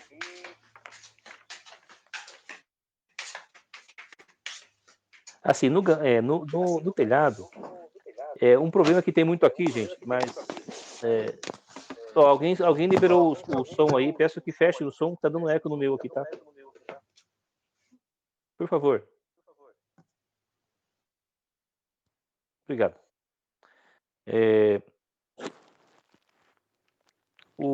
No telhado, gente, numa propriedade rural, o problema mais comum que tem aqui no sudeste de Minas, no sul de Minas, eu digo em todo o sul de Minas, porque aí são comuns, são as maritacas. Vou dizer para vocês com toda certeza aqui, gente. A maritaca é aquele passarinho lá que parece um papagaio menor. Elas andam em bandos, vão em bandos aqui. Quando elas passam aqui, é bando de 40, 50, sabe? Elas são comedoras de fios. Elas entram no forro, fazem ninho lá. Elas não fazem ninho com fio. Elas têm necessidade de roer alguma coisa para afiar o bico delas, que é igual do papagaio. O que elas fazem? Elas roem fios. E aqui nós temos deixa eu ver, 2, 3, 4, 5, 6 vizinhos que já ficaram sem energia porque a maritaca comeu o fio deles. 6 vizinhos. E a gente toma todo o cuidado aqui quanto a isso, gente. A gente já colocou coisas para na entrada do telhado, e às vezes, vem muita aí eu solto bombinhas, e temos bastante gatos, acho que no fim das contas são os gatos que estão nos ajudando aqui, viu. A presença deles, inibe bem as maritacas. Mas olha, se elas entrarem no forro, elas vão deixar você no escuro. Muito importante isso aí, tá, gente, muito importante. E recentemente a gente ajudei a construção de uma casa de uma irmã, a uns 4 quilômetros daqui. Ela levantou a casa, mas não pôde fazer o acabamento, passou um tempo fora, e quando ela voltou, estavam comendo tudo lá. Deu até dó, viu. Ela teve que correr, chamar alguém lá para ela perguntou o que podia fazer, eu falei: "Ah, existem umas passarinheiras pra você colocar na beira do telhado". Ia sair caro para ela. Ela acabou arrumando umas pessoas lá para colocar cimento mesmo, sabe, massa. Fechou tudo com massa o vão do telhado. Então aqui vai uma dica para vocês, olha, como ela não me consultou pra fazer isso aí, eu que ajudei a construir a casa dela, digo, administrei a construção da casa dela. Ela decidiu fazer isso aí, não falou nada comigo, deixei quieto. Mas essa é uma coisa importante, gente, nunca se fecha todo o vão das telhas do telhado. Principalmente se você não tem laje. Por quê? Por conta do para não para o seu telhado precisar respirar. Se você fechar todos os vãozinhos lá, colocar massa em todos os buracos, o seu telhado não vai ter respiração no seu telhado. Mas telhado precisa respirar? Precisa, precisa sim. Isso vai impactar na própria temperatura da sua casa depois, em dias quentes. Vai impactar muito isso aí, sabe. Mas aí a solução imediata que a pessoa teve foi essa aí. As maritacas não entram mais lá, mas, futuramente ela vai precisar abrir um buraquinho ou outro se quiser ter uma casa um pouquinho mais fresca. Ok, vamos voltar lá então, avançando aqui. Já falamos da fossa, né. Você pegou uma casa pronta, se a casa for muito antiga, ela dificilmente vai ter fossa séptica. Então você decide se vale a pena pegar, porque, eh, se for uma coisa simples de você apenas esgotar a fossa e entupir e fazer uma outra, tudo bem. Aí você vai e faz outra, vale a pena pelo preço. Mas em alguns casos, se a fossa é muito profunda e houve erosão ali dentro, não vale a pena você mexer ali não, porque por dentro ela é 1 metro na lateral. Lá dentro ela se alarga e vira um colosso lá dentro. Fossas antigas são assim, gente, porque elas não têm manilha, tá. Muito importante isso aí. Aqui em casa teve um vizinho que contou que ele estava querendo, vender a propriedade dele. E eu fiz umas perguntas para ele, perguntei da fossa, ele, assim, inocente, coitado, e falou que tem uma fossa lá, que tá até um pouco preocupado com ela, porque ele descobriu que ela virou uma caverna dentro. Falei: "Mas rapaz, isso aí tá um baita risco, você pode ou sua filho, um filho seu tá andando ali, ou um animal, se ceder a terra, pode morrer ali". Ele falou: "Ah, eu vou ter que um dia mexer nesse negócio aí, mas não vou agora não". Eu falei: "Ó, desse jeito eu nem consigo te indicar alguém para você, não tenho coragem não, porque você vai transferir o problema para alguém, cara, arruma esse negócio aí". Enfim, cuidado com isso aí, tá. A famosa fossa negra, se ela não for tiver manilha e for muito antiga, existe um risco alto de ela, um dia ceder, tá. Então vamos lá, gente, eu queria esgotar esse assunto aqui para amanhã passar outro, então vamos correr aqui, tá. Eh, Nós falamos sobre a distância, né, da casa, olhando ao redor da casa, você precisa ver a distância da área de fossa para o poço, tem que ter uma distância mínima de 20 metros, e o ideal é que a fossa esteja abaixo da linha do poço, tá. Se ela estiver na mesma linha, pode haver risco de infiltração, risco lateral, tá. Pode haver também. Cuidado com isso aí. Eh, tá ok. A casa tem água,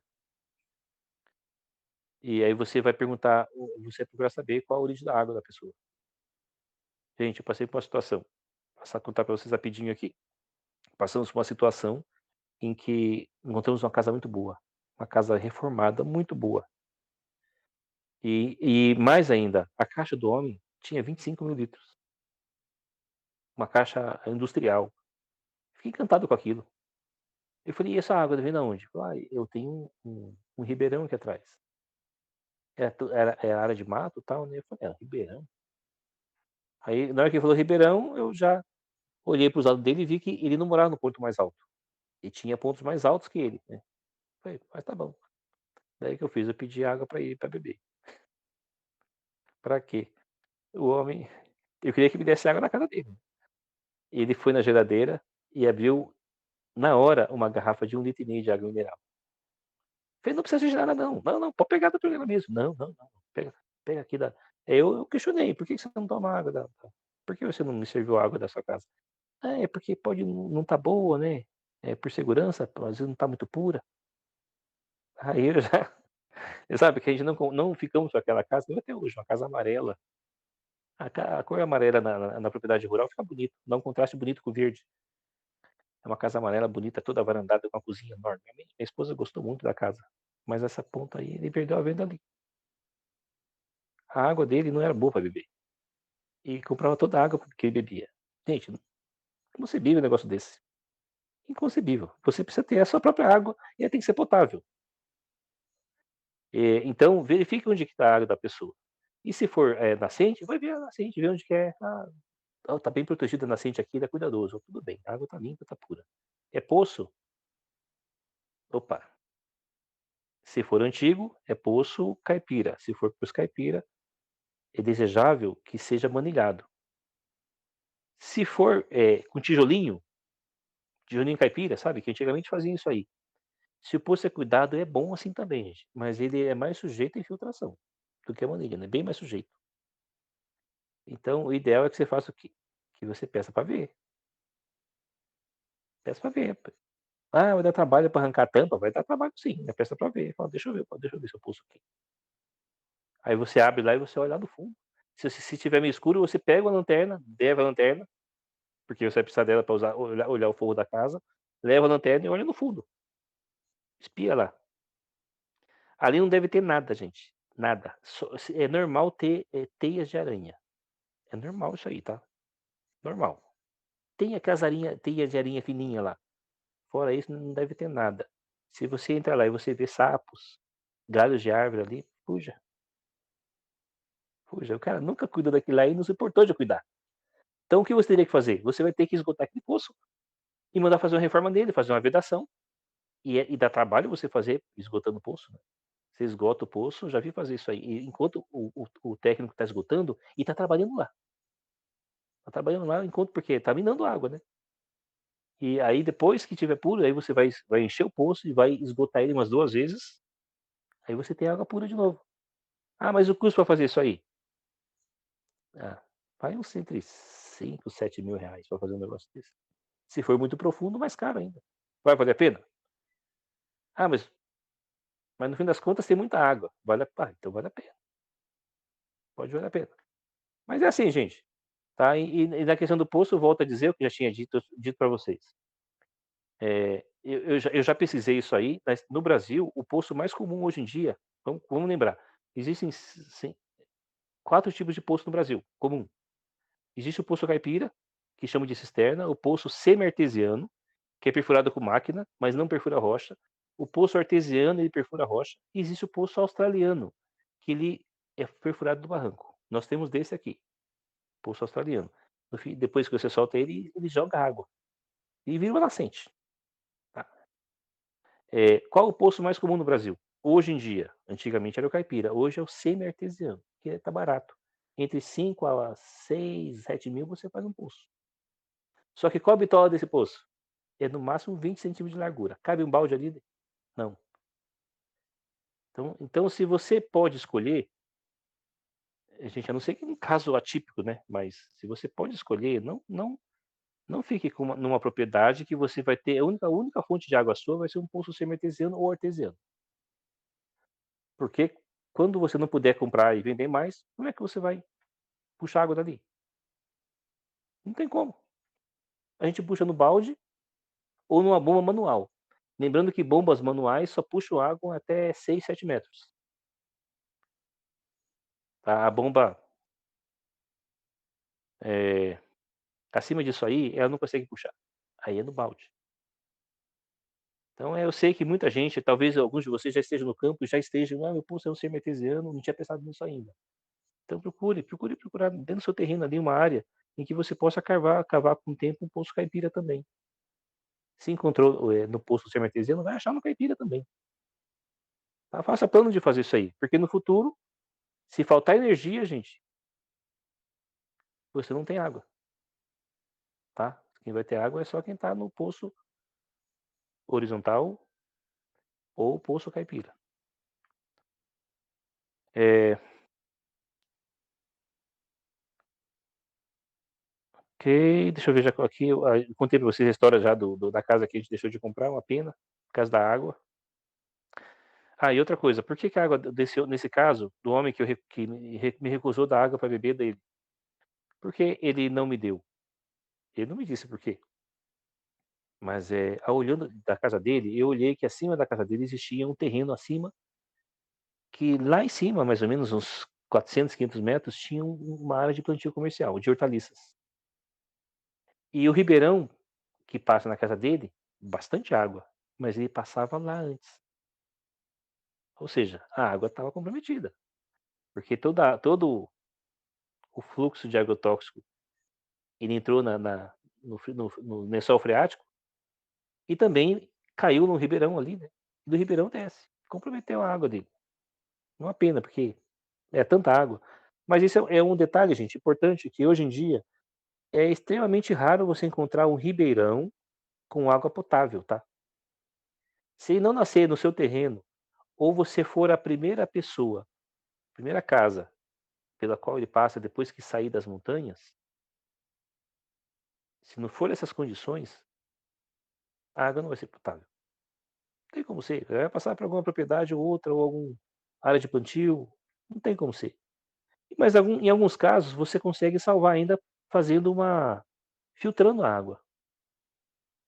Mas quando se trata de resíduos de plantações, de defensivos agrícolas, não adianta filtrar nada, não adianta. Então, olhe para cima da terra que você quer comprar, ou, enfim, se tem alguma propriedade acima, alguma casa, ou mesmo alguma área de plantio comercial. Olhe sempre para cima. Esse é um ponto que é essencial, tá, gente? Que eu prometi para vocês dizer, esse é um ponto essencial. Isso aí não dá para negociar não. Se tem plantio comercial lá para cima, ou alguma casa que não tem critério lá no uso da água, sabe, da preservação, né, e a gente inclusive encontrou uma pessoa que queria vender pra gente uma terra boa, cheia de árvores, eu queria ficar com aquele lugar por conta das árvores frutíferas que tinha lá, e tinha 2 casas, cabia no nosso bolso, mas corre daqui, corre dali, falei: "Tem alguma coisa aqui, por que tá vendendo por esse preço? Tá um pouquinho abaixo da média". Aí eu fui descobrir uma das coisas que eu descobri, o esgoto de uma das casas eles jogaram no ribeirão, ou seja, ele prejudicou a água do vizinho dele que mora lá embaixo. E a dele também, né, e jogava ali. E outra coisa que ele tinha é que existia uma das casas foi construída em cima de uma nascente, que na época era fraquinha, ele mesmo contou. Eu tinha uma olhadinha aqui, mas era no melhor local, achei que não ia dar nada. O que aconteceu? Com o tempo a nascente ganhou corpo, e ela infiltrou em toda a casa. Então a segunda casa, ela o problema dessa casa aí é que a gente tinha que derrubar ela, e arrancar o assoalho e deixar a nascente lá, por isso que tá vendendo barato. Eh, deixa eu ver aqui, tem um outro caso para contar aqui. Ah, sim, poço. Você tá vendo a casa lá, geralmente é poço que vai ter, tá? Tem mais casos de poço do que nascentes. Geralmente é poço, então é funcional. A pessoa está usando lá, fala, não, já eu morei aqui, ó, tenho água boa do poço, assim assado. Então você pergunta quanto tempo que está parado aquele poço. Quanto tempo ninguém está morando aqui?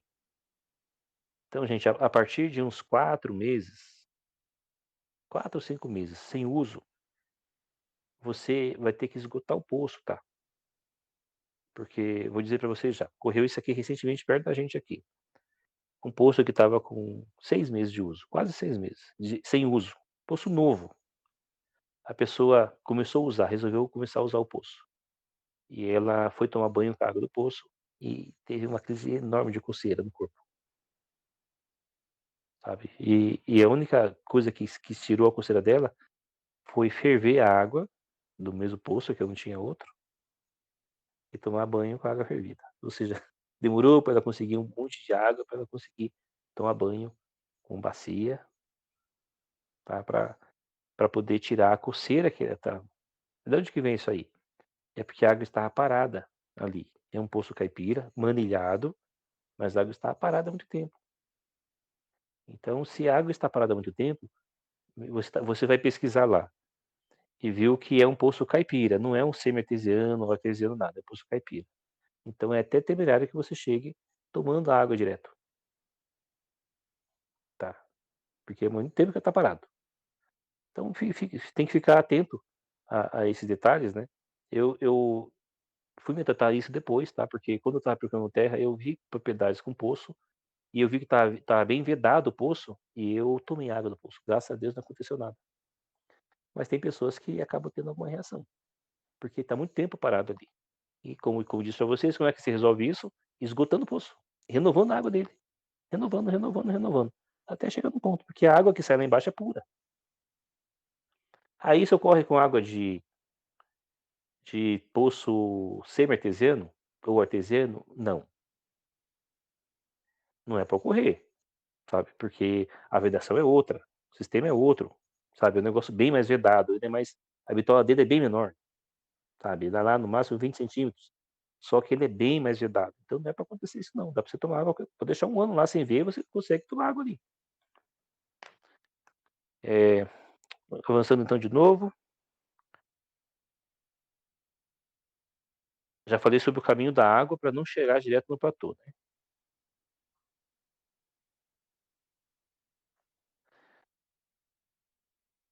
Quando você Se você vai comprar uma casa, uma propriedade com casa, significa que aqueles itens básicos de uma casa, propriedade rural, ela deve ter.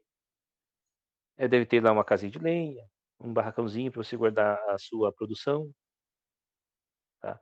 Isso é essencial, gente, essencial mesmo.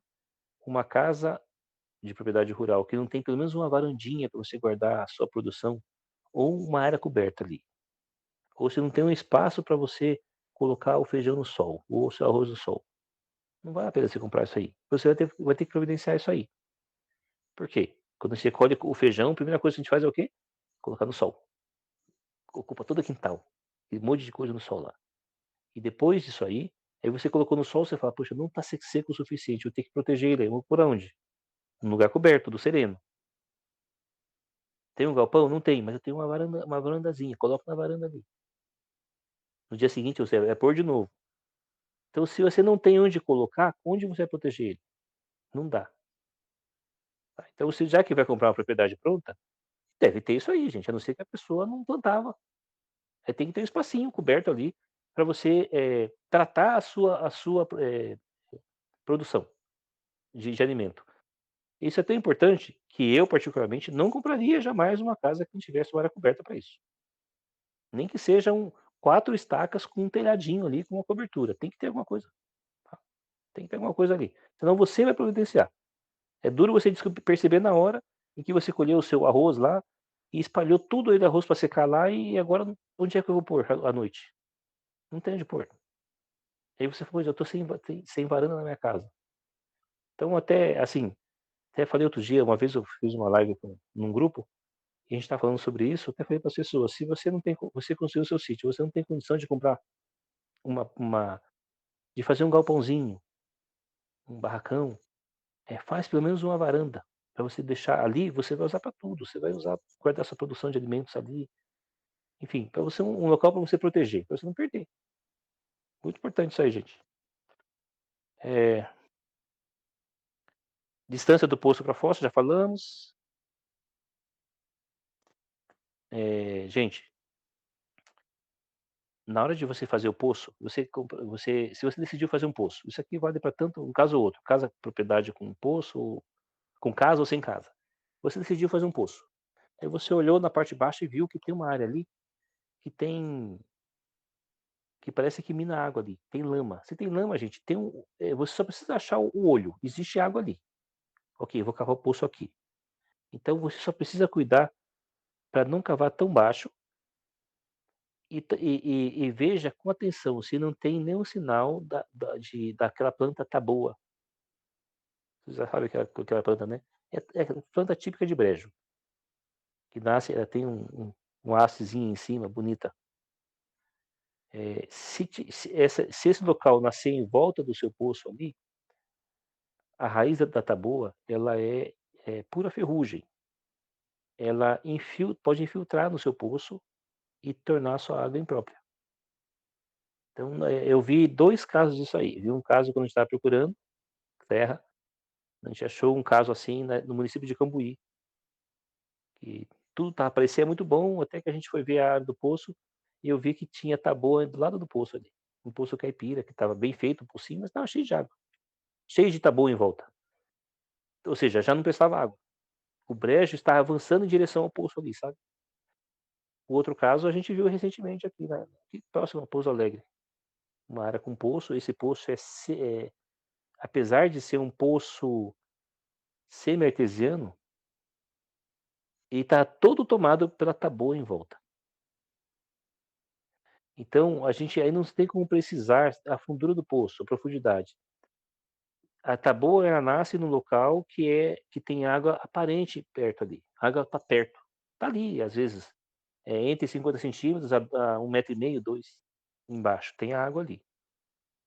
Só que o poço semi-artesiano está profundo. Digamos, está com 10 metros de profundidade. Qual a chance de haver infiltração ali? Pode haver, gente. Porque a água que abastece a taboa, se ela descer na lateral do poço e for até na sentideira, ele infiltra para baixo. Tá? Então, isso é uma coisa básica. É difícil você encontrar? É, mas veja, eu encontrei 2 casos disso aí. Se tiver aquelas taboa próximo ao poço, se não comprometeu, vai comprometer ainda a água do poço. Estamos acabando aqui já. Deixa eu ver aqui.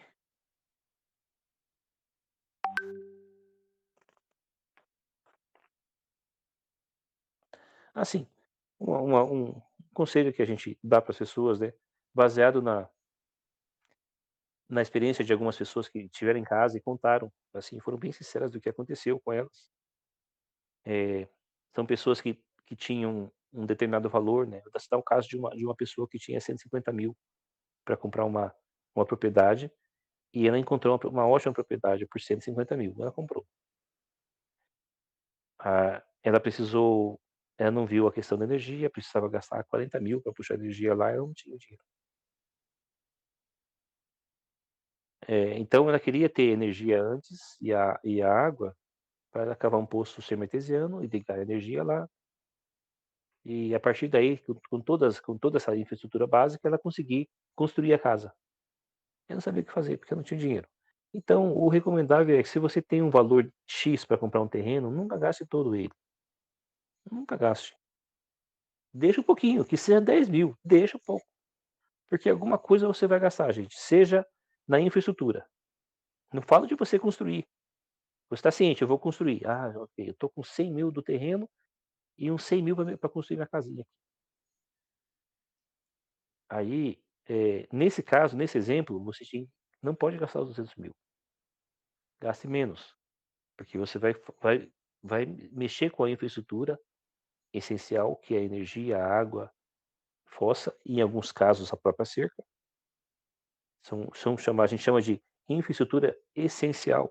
Você mexer com isso daí.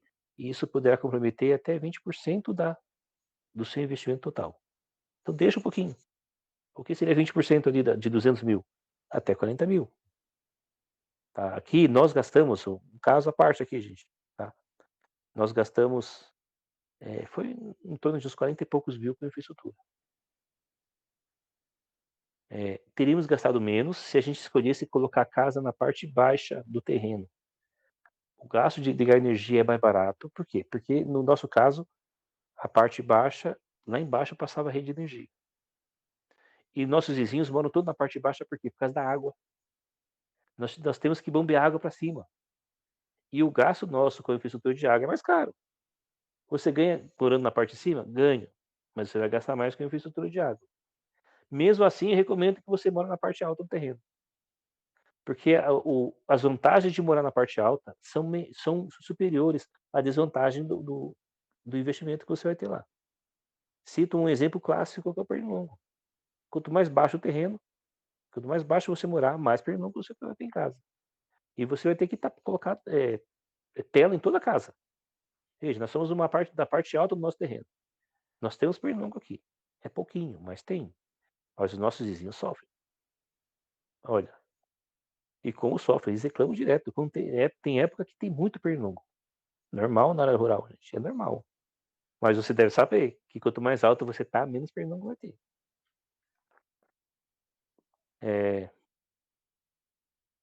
falei sobre a necessidade de esgotar a água de um poço, de uma casa que você vai comprar, né? Tem que esgotar a água, se for poço caipira, tá? É,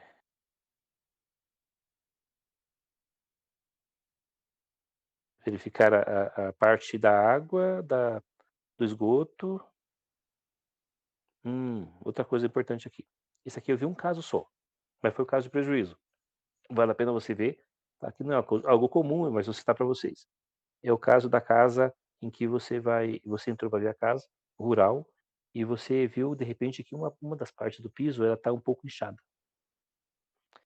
Na zona rural, isso não é problema quase nunca é problema de má instalação. Isso pode ser raiz de árvore, tá? Muita atenção com isso aí, pode ser raiz de árvore ali. Então, mesmo que a pessoa tinha uma raiz no quintal, uma árvore grande lá que dava raiz longe assim, a pessoa arrancou, você vai lá e achou um toco da raiz lá. Ele só cortou a árvore. Demora demais para a raiz morrer, gente. Demora demais, ela tá viva ali. Então, nisso, e se ela conseguiu, se a fundação da casa não teve um baldrame bem feito, sabe, uma fundação robusta, que veda o acesso de raízes ali, qualquer coisa, o tatu, sabe? Se não foi isso aí, se a árvore entrou ali, ela vai, cedo ou tarde, a raiz ela vai estufar o piso. Aí isso é um baita prejuízo. Porque não basta você tirar o piso, você vai ter que arrebentar tudo a parte do piso grosso, que a gente chama, né? E, e achar a origem da raiz e serrar ela lá. Então é coisa raro? É. Mas se você. É bom você saber, se a pessoa. Se você vê no chão lá o piso inchado, você não vai perguntar ao proprietário, o que que é isso aqui? Ah, isso aí foi mal feito o negócio, tal, é só reformar. Dá uma olhadinha no quintal, vê se não é raiz, tá? Se não tem uma árvore que ele cortou lá, que ele não, só cortou, deixou um toquinho a árvore, mas logicamente não foi arrancar a raiz, né? Veja se não é isso aí, senão é prejuízo, gente. Então, esses itens que eu tô passando aí para vocês aí, né? Inclusive esse da raiz aí, que é algumas coisas que parecem meio, assim, é, parece ser de pouca importância. Eu passo isso para vocês, gente, com o objetivo de alertá-los de como olhar certas coisas, para que você não tenha prejuízo na frente. Como disse no início, algumas coisas vocês vão ter que relevar. E eu relevei coisas aqui, sabe? Tive que relevar. Por quê? Porque em troca em favor de outras coisas, eu falei, deixa eu passar isso aqui, depois eu me viro com isso. E foi deixando, sabe? E se eu falar para vocês, tem coisas que eu não resolvi até hoje. Por exemplo, a área do pomar, que você separou do pomar, é o meu problema aqui. Você usa o pomar com quase 200 pés de fruta. A nossa área de pomar, ela está tomada de braquiária. Tem as coroas, né? Só que o que eu notei, que todas as frutas que a gente plantou fora da área da braquiária, elas estão, em alguns casos, estão com 4 metros de altura. Ainda hoje eu mostrei para minha esposa algumas coisas. A gente deu uma caminhada no pomar e falei, olha só, nós estamos aqui com uns 8 pés de abacate, né? Tem 3 variedades. E aí a gente viu que aquelas que estão próximas, ali no meio da braquiária, mesmo que tenha uma coroa bem feita ali, elas estão com no máximo 2 metros de altura. E aqueles que estão longe da braquiária estão com 4.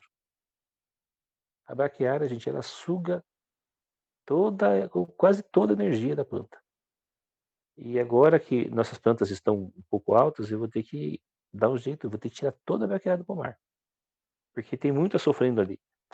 E eu não queria isso, mas, na ocasião eu tive que aceitar, porque vamos dizer assim que 70% do terreno que a gente comprou era de braquiária antiga, com raiz profunda mesmo.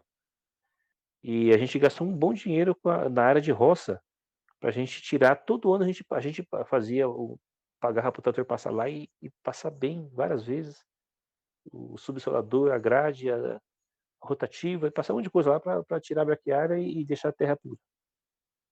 É difícil matar ela. E a gente não queria colocar veneno, nunca colocamos veneno aqui. Então, se eu pudesse escolher, eu escolhia um terreno sem braquiária. Mas eu sabia que ia enfrentar um problema aqui, e a gente aceitou. Por quê? Porque tinha outras vantagens. E algumas coisas que são urgentes eu tiro da picareta.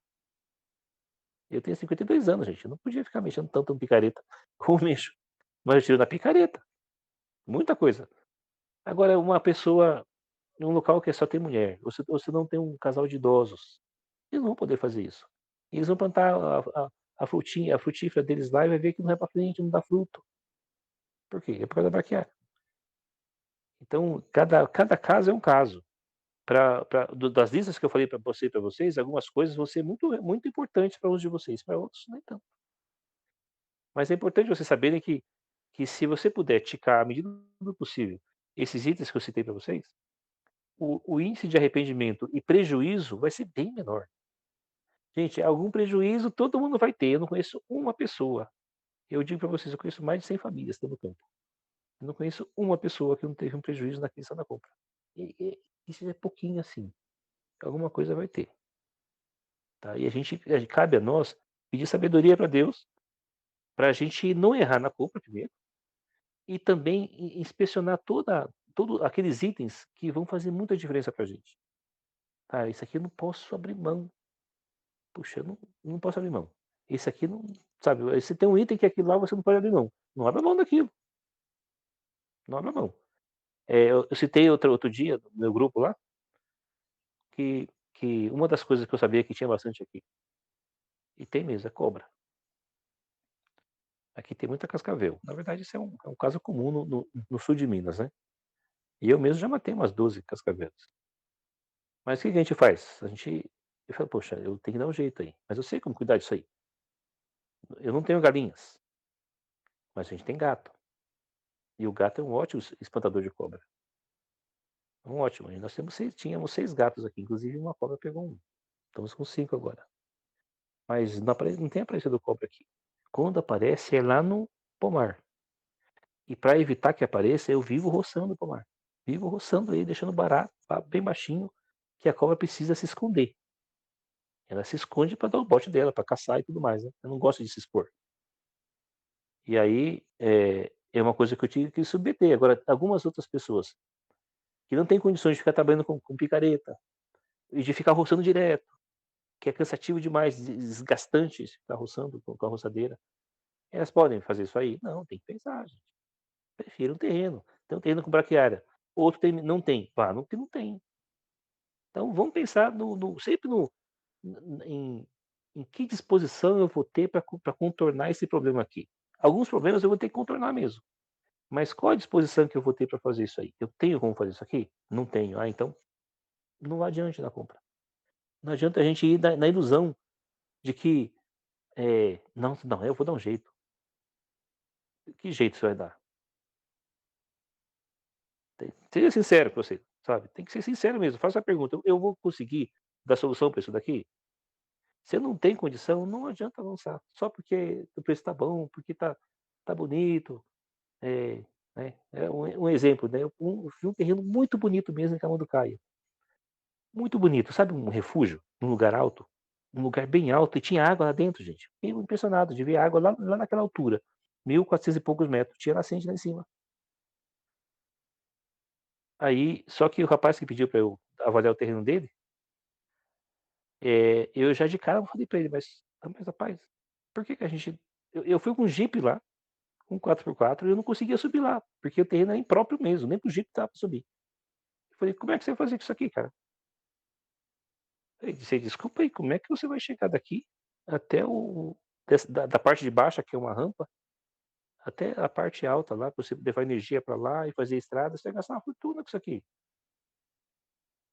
Aí ele falou: "Então, eu queria saber se existe um plano, se você pode me ajudar com algum plano pra gente puxar energia para cá, tal." Fiz o cálculo, falei: "Eu posso fazer o cálculo para você." Fui lá, fiz o cálculo, peguei as medidas, distância, estimativa para puxar energia, 60.000. Estimativa de custo de estrada, 50.000.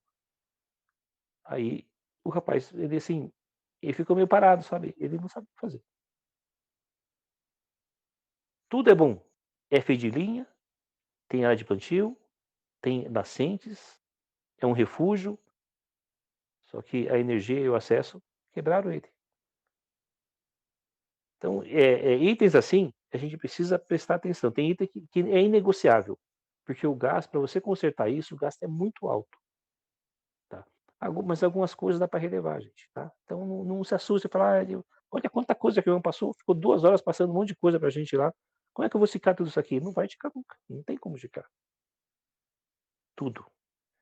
Mas você vai identificar os pontos que para você é importante, baseado na sua condição financeira, na sua limitações físicas, na oferta de mão de obra na região, tá, isso é uma coisa que tem que ver antes. Só perguntar para as pessoas: "Ó, tô querendo comprar um terreno aqui, o que que vocês têm quem construa para vocês?" "Ah, tem uns pedreiros bom por aí." Ou senão: "Ó, é difícil, hein, você tem que ir na cidade atrás de alguém. É difícil encontrar mão de obra." Então se você não trouxer de fora a mão de obra ali, você vai ter dificuldade para construir, ou para fazer uma manutenção ali, sabe. Então, perguntando aqui, perguntando ali, a gente resolve muita coisa, gente. E a melhor coisa é perguntar, sabe para quem? Para o vizinho, aqueles que seriam seus futuros vizinhos. Encha eles de pergunta um monte de coisa para eles. Esses itens que eu passei para vocês, muitas coisas relacionadas a adjacências da terra que você pretende comprar, você deve perguntar para ele, tá. Pergunta para os vizinhos lá e você vai se livrar de muita coisa perguntando para eles, pegando informações direto com ele. Lamentavelmente, tem coisa que você não pode perguntar para o corretor, ou porque ou ele não vai saber te falar, ou ele não quer dizer, para perder a renda. Tem coisa que é só o vizinho vai ser sincero com você, tá. A gente teve recentemente um caso de uma família que estava comprando uma terra numa área aqui do sul de Minas, uma área bonita, cheia de cachoeira.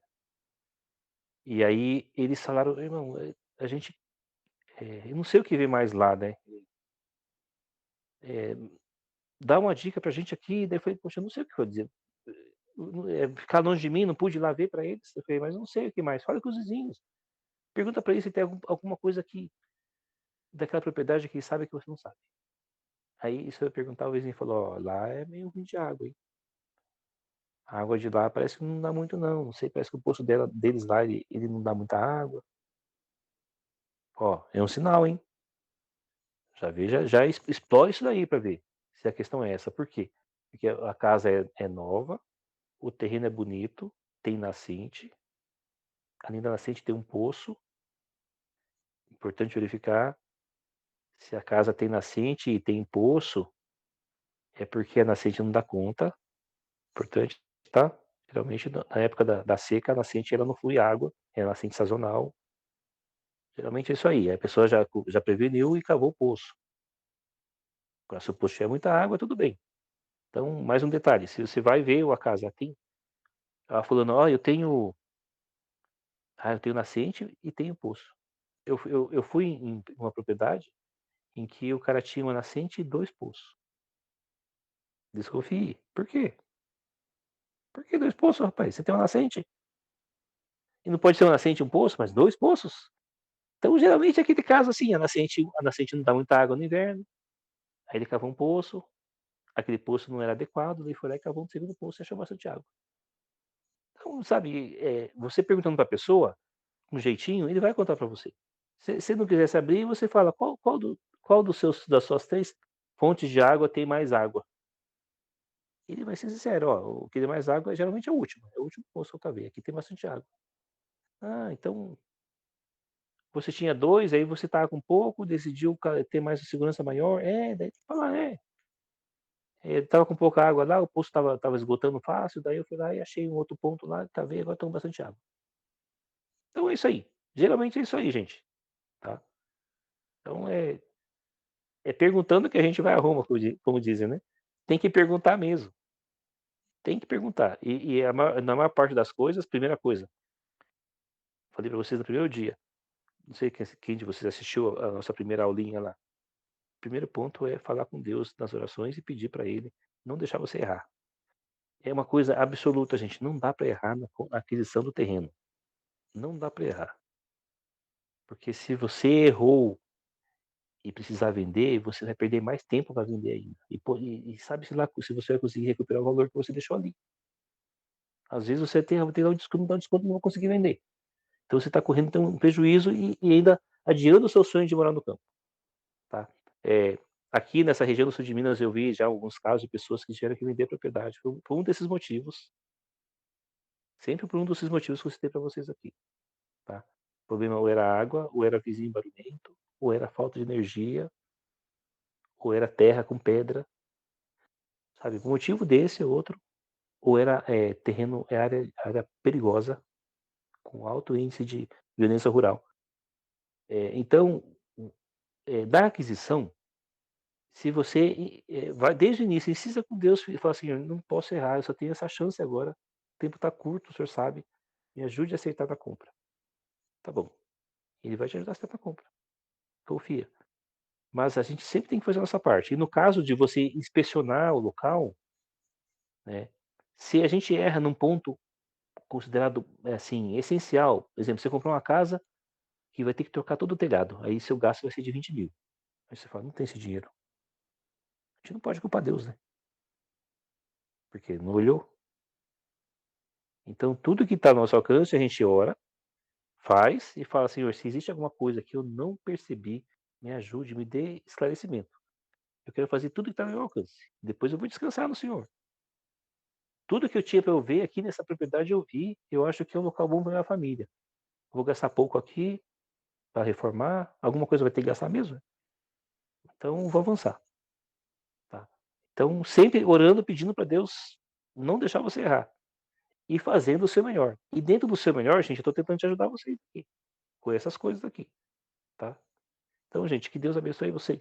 Para quem não tem terra ainda, tá, que insista na busca e não, de maneira alguma, tente ticar tudo isso aqui. Não tente ticar todas essas dicas, gente, que não tem como.